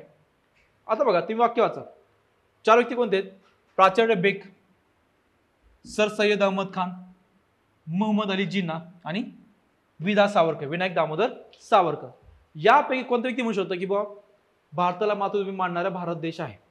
ठीक आहे. समजा आपण सर सय्यद अहमद खानचं इनिशियल सोडलं किंवा मोहम्मद अली जिन्नाचं इनिशियल सोडलं, तर यापैकी एकही व्यक्ती म्हणू शकत नाही की भारताला मातृभूमी मानणारा भारत देश आहे असं म्हणणारे कोणी नाही. यांचं काय होते बघा, हे तिन्ही व्यक्ती काय होते? हे होते सांप्रदायिक व्यक्ती होते. मोहम्मद सर सय्यद अहमद खान असेल किंवा मोहम्मद अली जिन्ना, काय होते? सांप्रदायिक. काय होते? ते मुस्लिमांची री ओढणारे होते. ठीक आहे. एक तुम्हाला सांग, ठीक आहे, म्हणजे काय की मुस्लिमांचं काय झालं पाहिजे? विकास झाला पाहिजे. ठीक आहे. ते काय होतं? हिंदूच्या मागे पडता कामा नये असं कोणाचं म्हणणं होतं? तर या तिघांचं होतं, मोहम्मद अली जिन्ना, सर सय्यद अहमद आणि प्राचार्य बेग यांचं. तर बघा, विनायक दामोदर सावरकर काय होते? यांचं हे वाक्य होऊ शकतं की भारतात काय म्हणलं पाहिजे आपण? भारताला मातृभूमी मानणारा भारत देश असला पाहिजे. विनायक दामोदर सावरकर काय असणार आहे? हे वाक्य असणार आहे. ठीक आहे. तर बघा, भारताला मातृभूमी मानणाऱ्याचा भारत देश आहे म्हणजे विदा सावरकर चौथं वाक्य म्हणले होते. तर सिंपल आन्सर निघतं बघा, विदा सावरकर दिसतं आपल्याला. ऑप्शन नंबर 2 ह्याचं काय असणार? करेक्ट आन्सर असणार आहे. म्हणजे भले मला उत्तर माहिती नसू द्या, लॉजिक लागतं. ठीक आहे की विदा सावरकर काय होते? तर भारताशी काय भरपूर त्यांना प्रेम होतं. ठीक आहे. त्यामुळे त्यांनी काय होतं? हे वाक्य काय असं म्हटलं असणार आहे असं आपल्याला गेस लावतो तो, आणि ते वाक्य असं बरोबर असणार आहे. बघा, प्राचार्य बेग म्हणले होते हिंदू व मुस्लिम दोन्ही राष्ट्रे काय नसून ती कशी विरुद्ध राष्ट्रे. कोण म्हणले ते? प्राचार्य बेग म्हणले होते. प्राचार्य बेग, त्यांचं नाव होतं थिओडर बेग होतं. हे संबंध काय होता? अलीगड मुस्लिम विद्यापीठ संबंध काय होते? अलीगड मुस्लिम विद्यापीठाचे ते काय होते? प्राचार्य होते. ठीक आहे. पुढे नेक्स्ट, फोडा आणि झोडा हे धोरण हिंदुस्थान अंमलात आणले पाहिजे आणि मुस्लिमांना हिंदूपासून काय केलं पाहिजे? अलग केलं पाहिजे. कोण म्हणलं होतं? ते म्हणले ते ऍक्च्युली थांबा एक मिनिट, हे म्हणले होते कोण? हे म्हणले ते सर सय्यद अहमद खान. ते आपलं रॉंग झालं ते सांगताना. सर सय्यद अहमद खान म्हटले. काय तर हिंदू आणि मुस्लिम काय दोन्ही विरोधी राष्ट्र आहे. बविदा बघा, फोडा आणि झोडा हे धोरण हिंदुस्थानात अंमलात आणलं पाहिजे आणि मुस्लिमांना हिंदूपासून काय केलं? अलग केलं पाहिजे. कोण म्हणले ते? हे बेग म्हणले होते. प्राचार्य बेग म्हणले होते. पुढे बघा, हिंदू महासभेच्या वर्चस्वाखाली आणण्यासाठी आहे असं कोण म्हणलं होतं? बघा, महात्मा गांधींची सविनय कायदेभंग चळवळ भारताच्या पूर्ण स्वातंत्र्याकरता नाही, परंतु भारतीय मुसलमानांना हिंदू महासभेच्या वर्चस्वाखाली आणण्यासाठी आहे असं कोण म्हणलं होतं? तर ते म्हणले होते मोहम्मद अली जिन्ना म्हटले. MA जिन्ना हे असं वाक्य म्हटले होते. म्हणजे बघा, जरी मला उत्तर माहित असणं काय होतं तरी मला एक लॉजिक लावत होतं की बाबा विदा सावरकर काय होते? तर हिंदू विरोधी अजिबात नव्हते. ठीक आहे. त्यांना काय होतं? देशावरती काय होतं अतिशय जास्त प्रेम होतं, बरोबर. आणि बाकीचे 3 लोक प्राचार्य बेग, सर सय्यद अहमद खान आणि मोहम्मद अली जिना हे काय होते, यांनी मुसलमानांची काय होती, यांनी जास्त त्यांना काय होतं आपण म्हणतो की ते रिओर्ड आहे त्यांच्याली की मुसलमानांचा विकास झाला पाहिजे, झाला तसं. ठीक आहे. सो बघा आन्सर येतो ऑप्शन नंबर 2 हे असं करेक्ट आन्सर असणार आहे. म्हणजे इथं बघा इथं मला लॉजिकली पण क्वेश्चन काय होतो सॉल्व्ह होत असतो. ठीक आहे. लॉजिक डेव्हलप करा, ही बी गोष्टी महत्त्वाच्या आहेत. पुढे 1 नोव्हेंबर 1866 रोजी स्थापन झालेल्या ईस्ट इंडिया असोसिएशनचा उद्देश काय होता. ईस्ट इंडिया असोसिएशन स्थापन कधी झाली होती, ती झाली होती लंडन या ठिकाणी. कोणी केली होती, दादाभाई नौरोजी यांनी.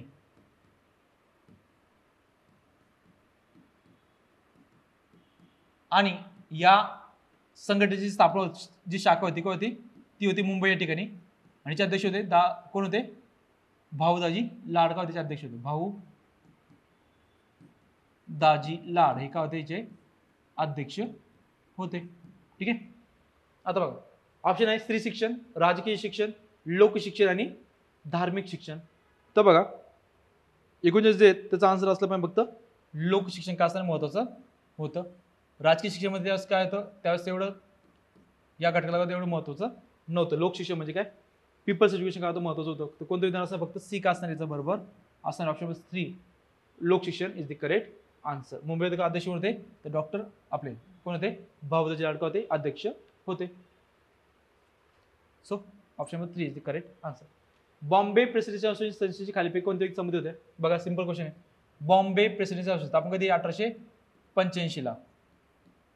कोण कोण 3 लोक होते, पहिले होते फिरोज शाह मेहता. पहिले कोण होते, फिरोज शाह मेहता होते. दुसरे होते तय्यबजी. तिसरे होते तेलंग. यांना काय म्हणतात, यांना म्हणतात ब्रदर इन लॉ असं म्हणतात. काय म्हणतात, ब्रदर इन लॉ असं म्हणतात. बघा फिरोज शाह मेहता, बदून तय्यबजी आणि न्यायमूर्ती तेलंग हे काय होते तर या संस्थेत संबंधित होते. सो बघा BCD का असणार आहे करेक्ट असणार. Option number 2 is the correct answer. ठीक आहे. तय्यबजी काय होते 1887 काय होते अध्यक्ष होते.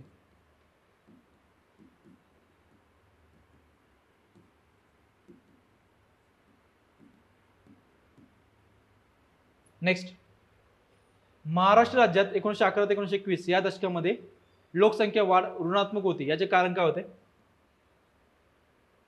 त्या काळातील कमी जन्मदर, साथीच्या रोगामुळे मृत्यूदरातील वाढ, पुरामुळे झालेले मृत्यू आणि औद्योगिकरणाचा अभाव. त्याचं जे आन्सर असणार आहे मला वाटतं त्याचा आन्सर असता पाहिजे साथीच्या रोगामुळे मृत्यूदरातील काय वाढ हे काय होतं महत्त्वाचं कारण होतं. ऑप्शन नंबर 2 का असणार आहे करेक्ट आन्सर असणार आहे. ठीक आहे बरोबर. आता जाब व्यवस्थित पाहिलं ना तर 1911 ते 1921 हा काळ का होता. या काळामध्ये काय होतं तर साथीचे रोग म्हणजे कोणते, प्लेग, त्यानंतर त्यास काय होतं हिवताप जो होता ताप काय त्याला पर्टिक्युलर आजार होता का. ठीक आहे त्याला काय स्पॅनिश फ्लू म्हणतात. हा yes it's non as a Spanish flu आजार आला होता. ठीक आहे. त्यावर दुष्काळ पण होते. आणि या सगळ्या गोष्टीमुळे काय आलं की त्या काळामध्ये लोकसंख्या आली त्याची काली ऋणात्मक वाढ झाली होती 1911 ते 1921. तुम्हाला विचारलं की लोकसंख्येचा विस्फोट कसा झाला होता, तो झाला 1971 ते 1981. जवळपास किती होतं 24.80% होती वाढ होती. याला म्हणतो आपण पॉप्युलेशन एक्सप्लोजन असं म्हणतो. हे पण पाठ ठेवा.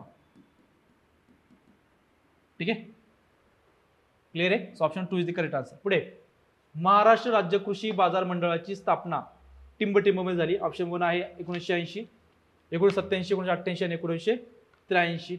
बघा महाराष्ट्र राज्य कृषी बाजार मंडळ हे स्थापना झाली होती कधी झाली होती 1884 मध्ये.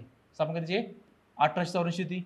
आणि असं ऑप्शन इथं कुठंच दिसत नाही म्हणून ऑप्शन काला इथे का ऑप्शन काला होता क्वेश्चन काला हॅश झाला होता. क्वेश्चन काला हॅश झाला होता त्यामुळे कधी तर 1884 मध्ये स्थापन झाली होती. ठीक आहे. भारतात टिंबटिंब या पिकाला सुवर्ण तंतू. बघा क्वेश्चन नीट बघा काय विचारले सिल्वर सॉरी काय विचारले गोल्डन फायबर. काय विचारले गोल्डन फायबर विचारलंय कोणतं आहे. बघा पहिले ताग, लोकर, कापूस आणि रेशीम. ठीक आहे. तर बघा ताग आलं, लोकर आहे, कापूस आणि रेशीम आहे. तर बघा याचं उत्तर असलं पाहिजे ताग. काय असलं पाहिजे? ताग काय असणार आहे? याचं उत्तर असणार गोल्डन फायबर कोणतं आहे? ताग आहे. आता कापूस बघ, कापूस काय आहे? कापूस आहे सिल्वर फायबर. काय आहे? सिल्वर फायबर आहे. ठीक आहे. रेशीम काय आहे? ठीक आहे, रेशीम काय होऊ शकत नाही, ती देत नाही. ठीक आहे. याला काय म्हणतात? Silk revolution. काय म्हणतो आपण? सिल्क रिव्होल्यूशन म्हणतो. लोकरचं काय? सिंपल. लोकर म्हणजे काय? ते आपण मेंढीच्या ह्याच्यामध्ये म्हणतो बघा, केसाचं लोकर असतं, बरोबर ना. तर आता काही मत सांगतो बघा. पहिलं आहे, नाव सांग बघ. पहिले आहे ग्रीन रिव्होल्यूशन म्हणजे काय? अन्नधान्य. ब्लू रिव्होल्यूशन मासे उत्पादन वाढवणे. तिसरे असते, ते असते काय?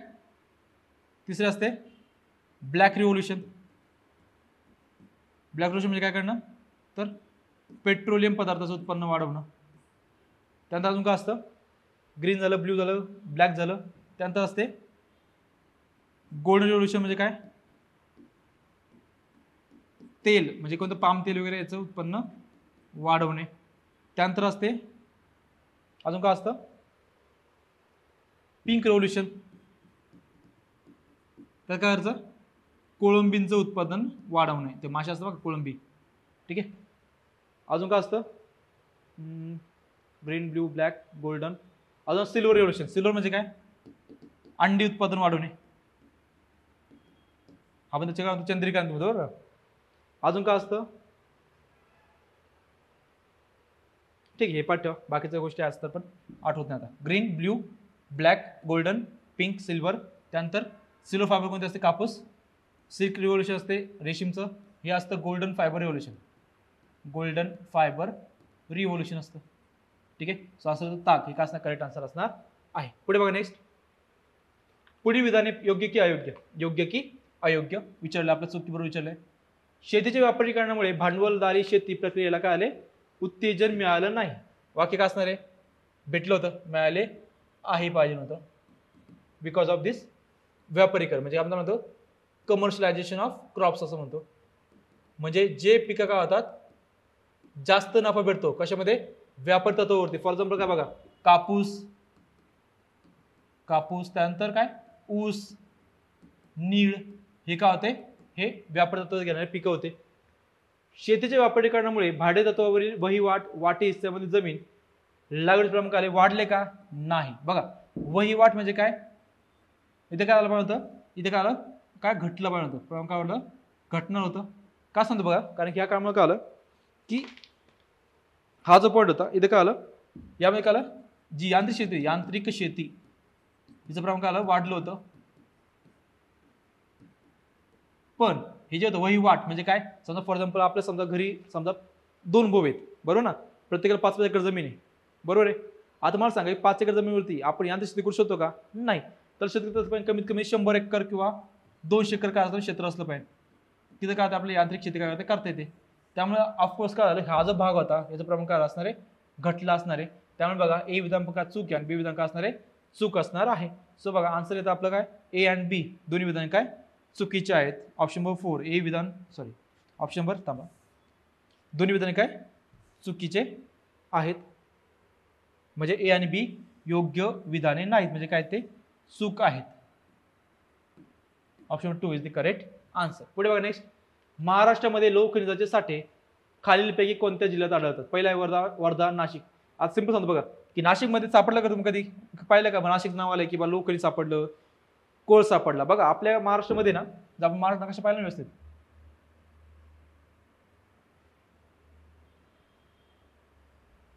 तर हा जो पट्टा आहे कोकणचा पट्टा आणि थोडाफार कोल्हापूर वगैरे भाग आणि हा विदर्भाचा पार्ट. ठीक आहे. या भागामध्ये काय होतं? सर्व जास्त खनिज संपत्ती सापडते, बाकीच्या भागामध्ये तेवढी संपत्ती सापडत नाही. इथं क्लिअर सर ना. आता बघा महाराष्ट्रामध्ये लोहखनिजाचे साठे खालीपैकी कोणत्या जिल्ह्यात सापडतात? वर्धा, नाशिक, बुलढाणा आणि सिंधुदुर्ग. कुठे सापडणार आहे? ऑफकोर्स कुठे सापडतील ते? कुठे सापडतील? सिंधुदुर्ग टेक्निकल लोहखनिजाचे साठे सापडणार आहे. वर्धा, नाशिक, बुलढाणा सापडणार नाही. ठीक आहे. आता बघा जर क्वेश्चन विचारला की आपला कशा होते, तो आहे खनिजे व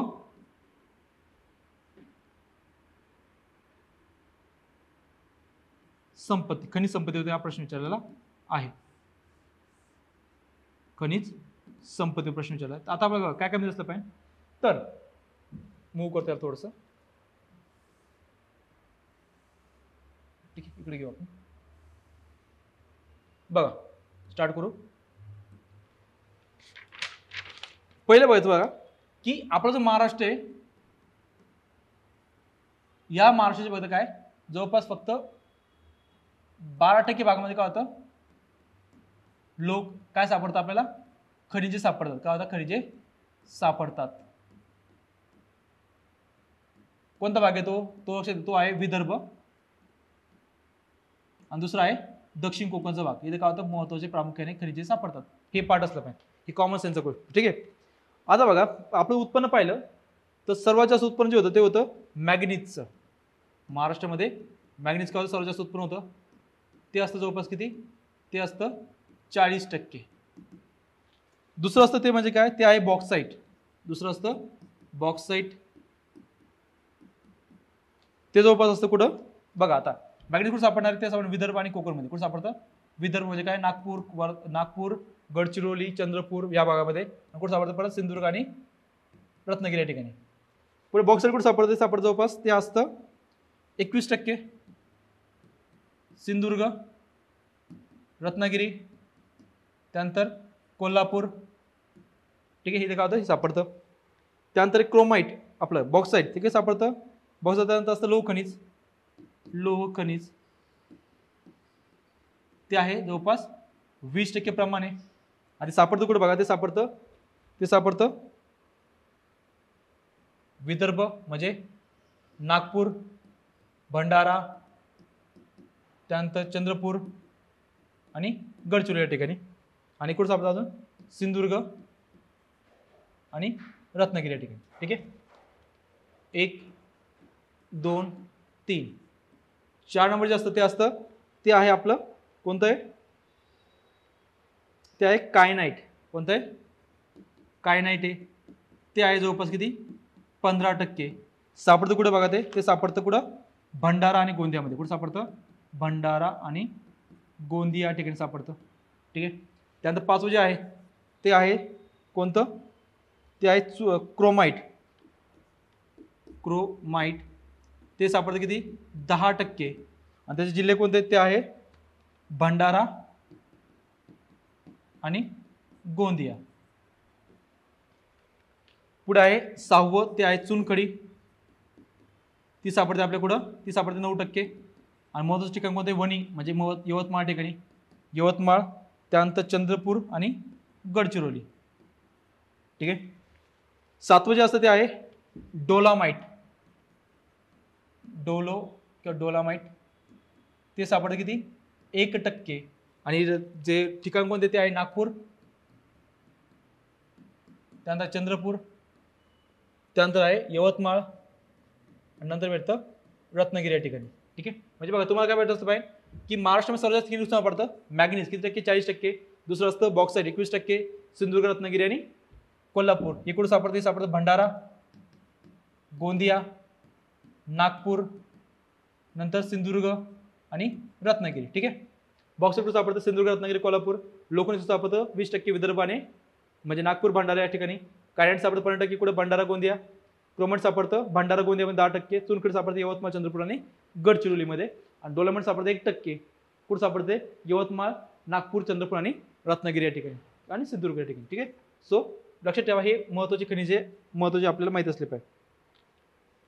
पुढे महाराष्ट्रातील शेती क्षेत्रासंबंधित काही समस्या खालील दिलेल्या आहेत.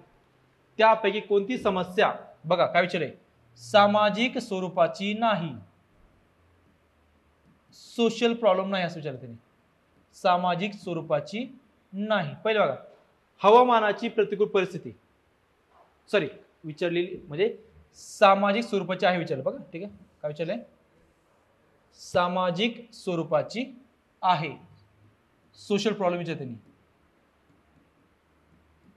ठीक आहे, बघा नीट लक्ष द्या.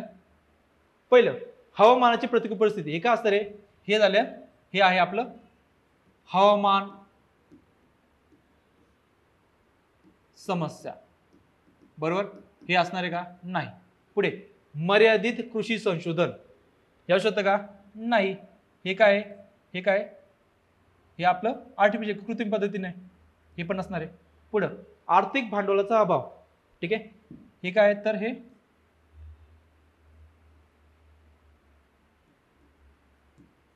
अविकसित देशाचे काय असणार आहे, हे काय समस्या आहेत. पुढे बघा शेत जमिनीचं विभाजन, यस, हे काय असणार आहे, आपली काय असणार आहे, सामाजिक समस्या असणार आहे. आपण काय म्हणतो, तुकडेकरी म्हणतो का आपण, तुकडेकरण किंवा तुकडीकरण असं म्हणतो. म्हणजे समजा एक आई वडील आहे, बरोबर ना, त्यांना काय 2 मुलं होतात, त्यांना परत काय डिव्हिजन काय होतं, अर्धे येतात, पहिल्यांदा 2 मुलं, म्हणजे इथं काय जमिनीचं काय होतंय, तुकडीकरण होतंय, बरोबर ना. म्हणजे काय, ही काय सामाजिक समस्या आहे, ठीक आहे. ही काय, बाकीच्या दोन्ही काय ती आहेत, ही आहेत आर्थिक समस्या किंवा भांडवली समस्या आहे. आणि काय, हे संशोधनात्मक, म्हणजे आपल्याकडे सायंटिस्ट नाही, त्यामध्ये संशोधन समस्या असणार आहे. सो बघा असं राहतं आपलं शेत जमिनीची विभाजन, ही काय सामाजिक स्वरूपाची समस्या आहे, ठीक आहे. म्हणजे बघा समजा कौटुंबिक कलह असतील, बरोबर ना, किंवा मग शेत जमिनीचे विभाजन असेल, बरोबर, किंवा मग सामाजिक एकोपा नाही आहे जमीन करण्यासाठी, ते का असं कोणत्या सामाजिक समस्या असतात, ठीक आहे. सो याचा आन्सर असणार ऑप्शन नंबर 4, समित शेत जमिनीचे विभाजन का असणार आहे, करेक्ट असणार. पुढे बघा 2019 नुसार भारतातील देशांतर्गत उत्पादनातील पर्यटनाचा वाटा किती टक्के आहे, पर्यटनाचा वाटा किती टक्के आहे. ऑप्शन आहे 1 9.0, 8.4%, 7.3% आणि 9.34%. बघा यावेळेस काय असतं, ज्यावेळेस 2 आकडे सिमिलर दिलेत ना, त्यापैकी एक उत्तर असतं. हे एक लॉजिक आहे. ज्यावेळेस एखादा ऑप्शन आपलं उत्तर माहित नाही, काय होऊ शकतं, ज्यावेळेस असे दोन्ही ऑप्शन बरोबर असतात त्यावेळेस बघायचं की 2 ऑप्शनपैकी एक उत्तर असतं पाहिजे, ठीक आहे. आता तुम्हाला कोणतं मारायचं, 9.0% मारायचं का 9.34% मारायचं, तुमच्यावर डिपेंड आहे. तर याच्यामध्ये तुम्ही कोणतं म्हणू शकतात, आन्सर याचा आहे 9.34%, ठीक आहे. याला काय सिमिलॅरिटी थेरी म्हणतात. म्हणजे समजा ऑप्शन दोन्ही ऑप्शन सारखेच आहे. सपोज फॉर एक्झाम्पल बघा की हा क्वेश्चन आलता की वर्तमानपत्राचा मुक्तिदाता कोण आहे, वर्तमानपत्रांचा मुक्तिदाता कोण होतं, असा प्रश्न आपला इतिहासमध्ये विचारला होता.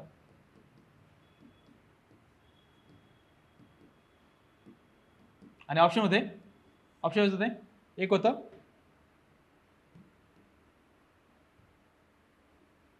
चार्ल्स मेटाकॉफ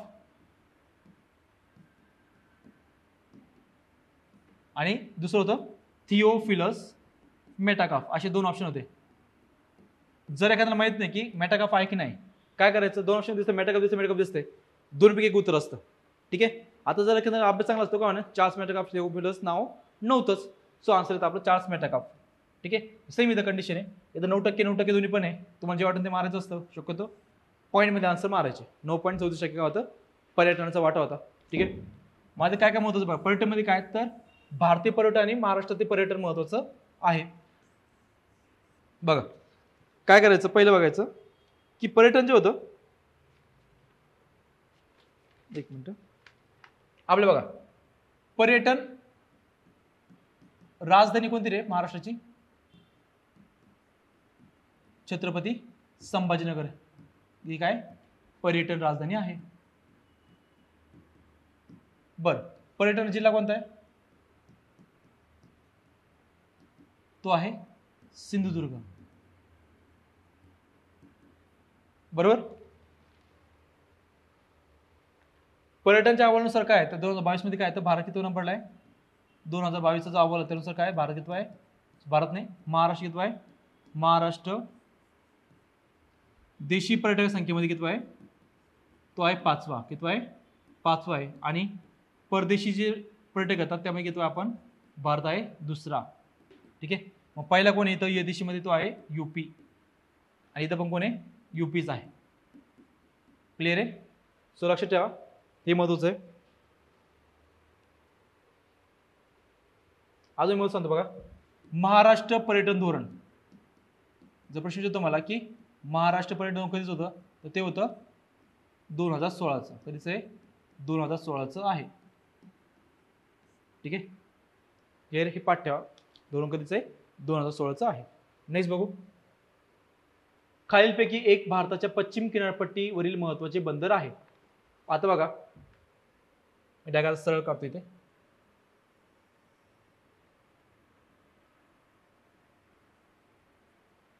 ठीक आहे, हा आहे आपला भारताचा नकाशा. ऍक्च्युली आपला अजून थोडं खाली घेऊ, कारण कसं आपल्याला अजून मी खाली आलं पाहिजे. ठीक आहे,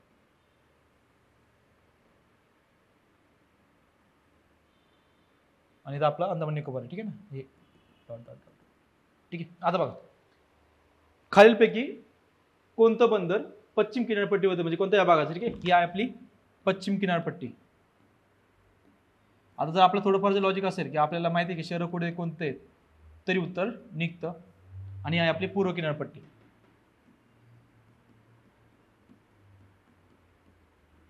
बरोबर.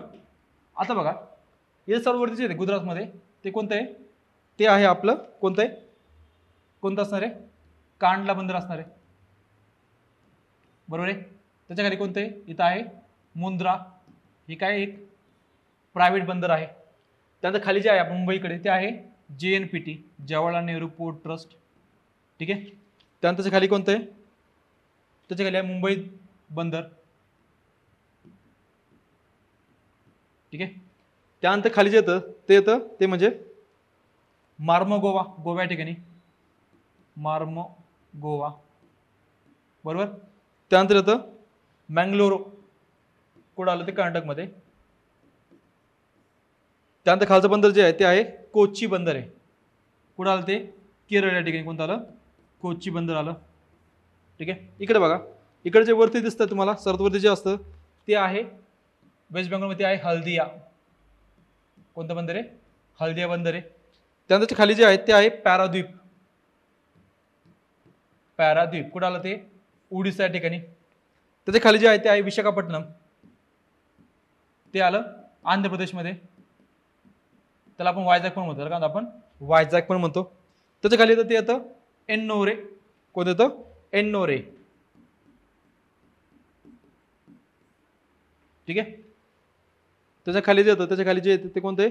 ते आहे तुतीकोरीन. कोणते? तुतीकोरीन आहे. ठीक आहे.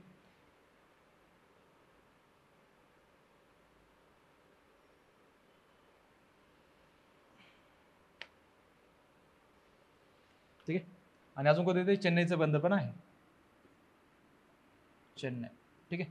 आता खाली जे येते ते कोणतं आहे? इथं आहे पोर्ट ब्लेअर. कोणतं आहे? पोर्ट ब्लेअर. ही जी राजधानी इथे काय? ठीक आहे. तर बघा, आता विचारलं त्यांनी काय की खालीलपैकी एक भारताच्या पश्चिम किनारपट्टीवरील महत्वाचे बंदर आहे. कोणत्या पश्चिम किनारपट्टीवरती? सिंपल आहे, कांडला. हे बाकीचे कुठे आहेत? हे आहेत पूर्व किनारपट्टी. कुठे आहेत?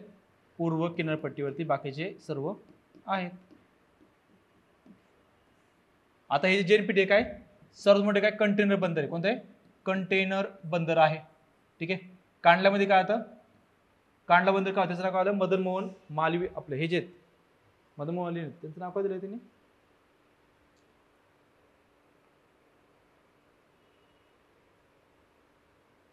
नाव काय त्यांचं? ठीक आहे, नाव आठवत नाही एक्झॅक्टली मला सध्या, पाठव सांगतो. ठीक आहे. तर JNPT काय? कंटेनर बंदर आहे. हे जे आहेत कोणतं? वायझॅक हे काय? सर्वात खोल बंदर आहे, सर्वात खोल बंदर आहे. हल्दिया काय? तर नदीवर असणारं किंवा अंतर्गत भागामध्ये असणारं बंदर आहे. कोणतं? हल्दिया नावाचं बंदर आहे. पूर्वी काय होतं? कलकत्ता पण होतं, कलकत्ता बंदर. ठीक आहे. क्लिअर आहे. सो लक्षात ठेवा, हे आहेत बंदर आहे, महत्वाचे पाठ ठेवा. ठीक आहे. नेक्स्ट, महाराष्ट्रात मे महिन्यात सरासरी तापमान सर्वात जास्त टेम्परेचर प्रदेशात असतात. बघा, हे कॉमन सेन्सचा क्वेश्चन आहे. मे महिन्यामध्ये सर्वात जास्त तापमान कुठे असणार आहे? आता एक लक्षात घ्या की हा आपला समुद्र किनारा आहे, अरबी समुद्र. ठीक आहे. हा आहे आपला महाराष्ट्राचा नकाशा. आज जसं आपण कुठं करू, इकडून इकडे जाऊ, म्हणजे कोकण, नंतर मराठवाडा आणि नंतर विदर्भ. तर टेम्परेचर काय होत असतं? वाढत जातं. बघा इथं काय होतं? टेम्परेचर काय असतं, अतिशय काय असतं, एक्स्ट्रीम असतं. It has very extreme temperature. Simple जाऊ शकतो बघा. इथे काय असतं, विदर्भ काय असतं म्हणजे काय असणार आहे, सर्वात जास्त असणार आहे कोणापेक्षा, मराठवाड्यापेक्षा. म्हणजे मी जर म्हटलं की सर्वात जास्त टेम्परेचर कोणाचं असतं, विदर्भाचं. 2 नंबर असतं मराठवाड्यात, 3 नंबर असतं कोकणचं. तर मे महिन्यामध्ये सर्वात जास्त टेम्परेचर कोणाचं असणार आहे, तर पूर्व विदर्भाचं असणार आहे. कोणाचं असणार आहे, पूर्व विदर्भाचं असणार. ऑप्शन नंबर 4 याचं काय असणार आहे, करेक्ट असं असणार. एकदम सोपं क्वेश्चन होता. ठीक आहे, पुढे नेक्स्ट. भिलाई लोह आणि पोलाद उद्योग स्थित असलेले राज्य कोणते. भिलाई लोह पोलाद आणि कोणतं, ठीक आहे, भिलाई लोह पोलाद. भिलाई कुठे आहेत, ठीक आहे, कुठे आहेत ते. ऑप्शन 1 आहे पश्चिम बंगाल, ओडिसा, छत्तीसगड आणि मध्य प्रदेश. आपल्याला माहिती आहे की दुसरी जी योजना होती, दुसरं पंचवर्षीय योजना, यामध्ये काय होतं, काही लोह पोलाद उद्योग काय केले, स्थापन केले होते. पहिला होता तो होता भिलाई, तो होता छत्तीसगडमध्ये. कुठं होता, छत्तीसगडमध्ये होता. ठीक आहे. दुसरा होता, आता हा कुठं स्थापन केला होता, हा केला होता आपण USSRच्या मदतीने, म्हणजे त्यावेळेच्या सोव्हिएत रशियाच्या मदतीने. दुसरा होता तो म्हणजे काय, तो होता राऊरकेलामध्ये, राऊरकेला. हा होता कुठे, तो होता ओडिसा या ठिकाणी. कुठं होता, ओडिसा या ठिकाणी. मध्ये कोणी केली होती, आपला जर्मनी केली होती. कोणी ती, जर्मनी मदत केली होती. तिसरा होता दुर्गापूर, दुर्गापूर कुठं आलं ते आलं पश्चिम बंगालमध्ये, पश्चिम बंगालमध्ये. कोणी मदत केली होती आपल्याला, ब्रिटनने केली होती. कोणी केली होती, ब्रिटनने मदत केली होती. ठीक आहे, हे तीन उद्योग महत्वाचे होते. तर आन्सर काय आपलं, जर सिंपल आन्सर काय असणार आहे, आन्सर आहे छत्तीसगड. इथे काय होतं, भिलाई लोह पोलाद उद्योग आहे. ठीक आहे, क्लिअर आहे. सो ऑप्शन नंबर 3 याचं काय असणार, करेक्ट आन्सर असणार आहे. ऍक्च्युली बघा, जर उत्तर कार्ड सरलं ना, तर आता भिलाई म्हणजे सध्या विचारलं तर छत्तीसगडमध्ये, पण त्या काळामध्ये स्थापन झाला त्यावेळेस कुठं असणार, तो असणार आहे मध्य प्रदेश ठिकाणी असणार आहे. ठीक आहे, नेक्स्ट. महाराष्ट्रात राज्य शासनाने नील क्रांती धोरण केव्हा जाहीर केले. महाराष्ट्रात राज्य शासनाने नील क्रांती धोरण, त्याला म्हणतो आपण ब्ल्यू रिव्होल्यूशन. काय होतं, मत्स्य उत्पादनात वाढ करणे, मत्स्य उत्पादनात वाढ करणे हे काय होतं, महत्वाचं कार्य होतं. ठीक आहे, ऑप्शन 2017, 18, 19 आणि 2020. या क्वेश्चनचं उत्तर माहिती असेल तर काढायचं, आणण्याचं उत्तर येत नाही. ठीक आहे, याला काही लॉजिक नाही. तुम्हाला एक तर अभ्यास असला पाहिजे, उत्तर येतंय तर सांग, नाहीतर घरी जा, असा प्रश्न आहे तुम्ही. तर याचा जे आन्सर आहे 52 नंबरचा क्वेश्चन आहे. याचं आन्सर ते आहे 2017 मध्ये काय होतं, तर नील क्रांती धोरण काय होतं, मांडण्यात आलं होतं. आता मग नील क्रांती धोरण काय, तर मत्स्य उत्पादनात वाढ करणे हे काय होतं, नील क्रांती धोरण होतं. ठीक आहे, मासे उत्पादन वाढवणे. ठीक आहे, त्यामुळे काय होतं, तिथले जे काही मासेमारी करणारे लोक आहेत, समूह आहे, त्याचे काय उत्पन्न करणारे वाढणारे. आता बघा की आपल्याला माहिती की father of green revolution, father of blue revolution, त्यांचं नाव काय होतं, त्यांचं नाव आहे अरुण कृष्णन.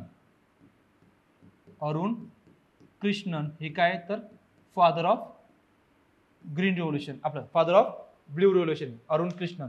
ठीक आहे, क्लिअर आहे. 2017 मध्ये. बाकी सर्व माहिती आहे, father of white revolution doctor Verghese Kurien, father of green revolution India, बरं का, कोण, डॉक्टर MS स्वामीनाथन. हे पाठ असले पाहिजे. ठीक आहे, चला पुढे बघू. नेक्स्ट. ग्रामीण भागातील लोकसंख्या सतत कमी होत आहे, कारण ग्रामीण भागातील, आता बघा हा क्वेश्चन अतिशय कॉमन सेन्सचा क्वेश्चन आहे. ग्रामीण भागातील लोकसंख्या कमी होत चालली, का कारण आहे. पहिलं बघा, ग्रामीण भागातील जन्मदर कमी आहे, ग्रामीण भागातून शहराकडे स्थलांतर होते. ठीक आहे, दुसरं काय, ग्रामीण भागात रोजगार उपलब्धता कमी असते, ग्रामीण भागात मृत्यूदर जास्त असतो. ठीक आहे, आता बघा की ग्रामीण भागातील लोकसंख्या सतत कमी होत चालली, याचं मेन कारण जे असलं पाहिजे ते असलं पाहिजे ग्रामीण भागातून शहराकडे होणारे स्थलांतर. हे काय महत्वाचं घटक आहे. आणि आपण सिलेबस पाहतो ना, सिलेबसमध्ये आपल्याला स्थलांतर पण हा टॉपिक दिलेला आहे, लक्षात ठेवा, स्थलांतर टॉपिक पण महत्वाचा आहे. सो उत्तर येतं आपलं ग्रामीण भागातून शहराकडे होणं स्थलांतर हे काय असतं, महत्वाचं कार्य. आता बघा, बरोबर, ग्रामीण भागात जन्मदर कमी कार्य नाही, जास्त आहे. ऑप्शन ए काय होतं, कटतं. पुढं, ग्रामीण भागात रोजगार उपलब्धता कमी असते, असं काही नसतं, कधी जास्त असू शकते, कमी असू शकते. ठीक आहे, पुढं म्हणजे सी उदाहरण असं होतं का, असं काही असं ऑप्शन तर आपल्याला दिसत नाही. ठीक आहे, बरं, ठीक आहे, हे ऑप्शन नाही. ग्रामीण भागात मृत्यूदर जास्त असतो. ठीक आहे, हे वाक्य थोडंसं बरोबर आहे, पण पूर्ण तर बरोबर नाही. सो याचं उत्तर असलं पाहिजे काय, फक्त बी का असणं करेक्ट आन्सर असणार आहे. जर आपलं विचारलं की स्थलांतर जो टॉपिक आहे बघा, यातले काय समजतो महत्त्वाचे पॉईंट. स्थलांतरामध्ये काय काय असतं माहिती असलं पाहिजे की स्थलांतराचं सर्वात मोठं कारण का असतं, का असतं बरं? तुम्ही म्हणजे शिक्षण आहे का? नाही. सर्वात मोठं कारण जे असतं ते असतं विवाह. स्थलांतराचं भारतामध्ये सर्वात मोठं कारण का असतं, ते असतं विवाह. दुसरं असतं कुटुंबासोबत, दुसरं असतं कारण कुटुंबासोबत जाणं. आणि तिसरं असतं मग ते असतं रोजगार. ठीक आहे, लक्षात ठेवा. पहिला आहे विवाह, दुसरं असतं कुटुंबासोबत, तिसरं असतं रोजगार. हे कारण आहेत. आता बघा, जर मला विचारलं की स्थलांतरण कुठून कसं होतं, तर पहिलं असतं ग्रामीण ते ग्रामीण. एक नंबर असतं ग्रामीण ते ग्रामीण, का असतं सर्वात जास्त स्थलांतर होतं. दुसरं असतं ग्रामीण ते शहरी, ग्रामीण ते शहरी. तिसरं असतं शहरी ते शहरी, म्हणजे एका शहरातून दुसऱ्या शहरामध्ये. आणि चौथं जे असतं ते असतं शहरी ते ग्रामीण. म्हणजे फॉर एक्झाम्पल एखादा व्यक्ती काय आला, त्यानं सर्व्हिस केली बाहेर शहरामध्ये, तो काय होतं शेवटी म्हणतो आता मला माझ्या गावाकडे जाऊन राहायचं आहे. ठीक आहे, हे स्थळ का सर्वात कमी असतं. सर्वात टॉपला कोण असणार आहे? ग्रामीण ते ग्रामीण, नंतर असणार आहे ग्रामीण शहरी, नंतर शहरी शहरी, नंतर असणार आहे शहरी ग्रामीण. हे लक्षात ठेवा. आणि जर कोणी विचारलं की आपल्या महाराष्ट्रामध्ये सर्वात जास्त कोणते लोक येतात, ते पहिले येतात यूपी कडचे. ठीक आहे, दुसरे येतात ते म्हणजे कर्नाटकचे, तिसरे येतात गुजरातचे, 4 नंबर येतात ते म्हणजे MP चे, 5 नंबर येतात आंध्र प्रदेशचे, आणि 6 नंबर येतात राजस्थानचे. ठीक आहे, टॉपला कोण आहे? यूपी आहे. लक्षात ठेवा, यूपी लोक भारतामध्ये काय महाराष्ट्रामध्ये काय सर्वात जास्त येतात. ठीक आहे, अजून काय सांगू शकतो महत्त्वाची गोष्ट नाही. ओके, चला पुढे बघू. नेक्स्ट, महाराष्ट्राच्या हवामानावरती खालीलपैकी कोणत्या प्राकृतिक रचनेचा, बघा महाराष्ट्राचा हवामान या टॉपिकवरती क्वेश्चन भरपूर रिपीट झाले आणि आपण पाठ असलं पाहिजे. North east monsoon, Maharashtra monsoon कधी चालू होतो?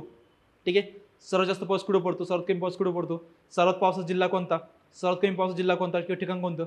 बरोबर आहे. आपल्याकडे कोणत्या प्रकारचा पाऊस पडतो कोकणामध्ये, मराठवाड्यात कसा प्रकार पाऊस पडतो, प्रमाण कुठे जास्त आहे कुठे कमी आहे, हे पाठ असलं पाहिजे. ठीक आहे, आणि पावसावर डिपेंड काय असतं? वने डिपेंड असतं. म्हणजे वने कुठं कोणते वने आहेत, ठीक आहे, हे आपलं पाठ असलं हवं. तर बघा, महाराष्ट्राच्या हवामानावरती कोणत्या प्राकृतिक रचनेचा सर्वात जास्त परिणाम झालेला आहे? ऑप्शन पहिला आहे महाराष्ट्र दख्खन पठार, सह्याद्री पर्वत, सातपुडा डोंगररांग, किनारपट्टीचे मैदान आणि मुदखेड डोंगररांग. याचं अंतर असलं पाहिजे सह्याद्री पर्वतरांग आणि सातपुडा पर्वतरांग. हे काय सर्वात महत्वाचं कारण आहे. बघा काय होतं की समजा फॉर एक्झाम्पल हा आपला अरबी समुद्र. ठीक आहे, हा काय आपला समुद्र आहे, हे आहे आपलं महाराष्ट्र, इथं आहे आपली डोंगररांग. कोणती? ती आहे आपली सह्याद्री पर्वत डोंगररांग. बरोबर ना, पश्चिम घाटाला म्हणतो आपण. ज्यावेळेस काय होतं, तिथं काय होतं, ढग येतात. ढगाचं काय होतं, बाष्प असतं. का असतं? बाष्प असतं. आणि उंचीमुळे काय होतं, हे ढग होतं इथं काय होतात, अडवले जातात. अडवून इथे काय होतं, पाऊस जास्त पडतो. ठीक आहे, सेम काही ढग होतं इथे काय होतात, परत इकडे येतात आणि इकडे काय होतं, पाऊस परत काय होतं, स्टार्ट होतो. म्हणजे आपल्याकडे हा जो सह्याद्री पर्वत आहे आणि इथला कोणता, हा सातपुडा पर्वत, हा वरचा, हे काय होतात अतिशय महत्त्वाचे फॅक्टर ठरतात. बाकी बघा, मुदखेड डोंगररांग कुठे आहेत रे? ती कुठे आहेत? ती आहे नांदेड या ठिकाणी. कुठे आहेत? नांदेड या ठिकाणी आहे. किनारपट्टीमध्ये काही संबंध आहे का? नाही. दख्खनचे पठार नाही. सो आन्सर आपला option number 2 is the correct answer. ठीक आहे, पावसाचे 3 प्रकार असतात. पहिलं असतं आवर्त पर्जन्य, दुसरं असतं ओरोग्राफिक रेनफॉल,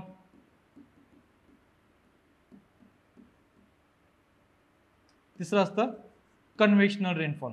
कन्व्हेक्शनल रेनफॉल. तर महाराष्ट्रामध्ये कोणता होतो?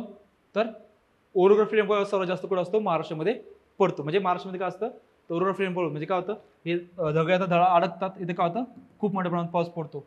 ठीक आहे, सो आन्सर येतं आपलं सह्याद्री पर्वत, सातपुडा डोंगररांग. हे काय तर सर्वात जास्त परिणाम करणारे काय घटक आहे. ठीक आहे, लास्ट क्वेश्चन बघू आपण आज. गुजरात राज्यातील उकाई हा बहुउद्देशीय प्रकल्प कोणत्या नदीवरती आहे? ऑप्शन आहे साबरमती, तापी, माही आणि नर्मदा. उत्तर आहे तापी नदीवरती. काय तर सर्वात महत्वाचा प्रोजेक्ट कोणता आहे? उकाई प्रोजेक्ट आहे. ठीक आहे, बाकी बघू शकतो आपण. बघा तापीवरती काय काय अजून, तापीवरती अजून एक तो आहे काकरापारा प्रकल्प. काकरापारा प्रकल्प आहे कुठे, या तापीवरतीच. नर्मदा नदीवरती आहे सिंपल कोणता आहे, सरदार सरोवर प्रोजेक्ट. कोणता आहे, एक मिनिट,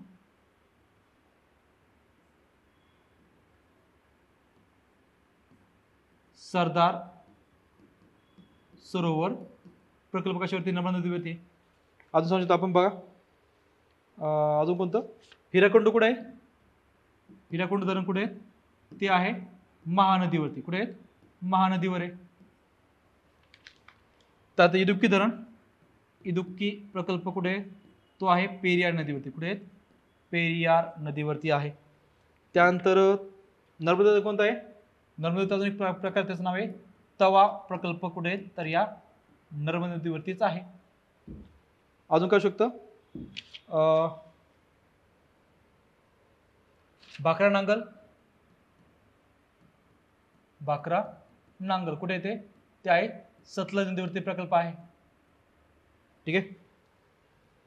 नागार्जुन,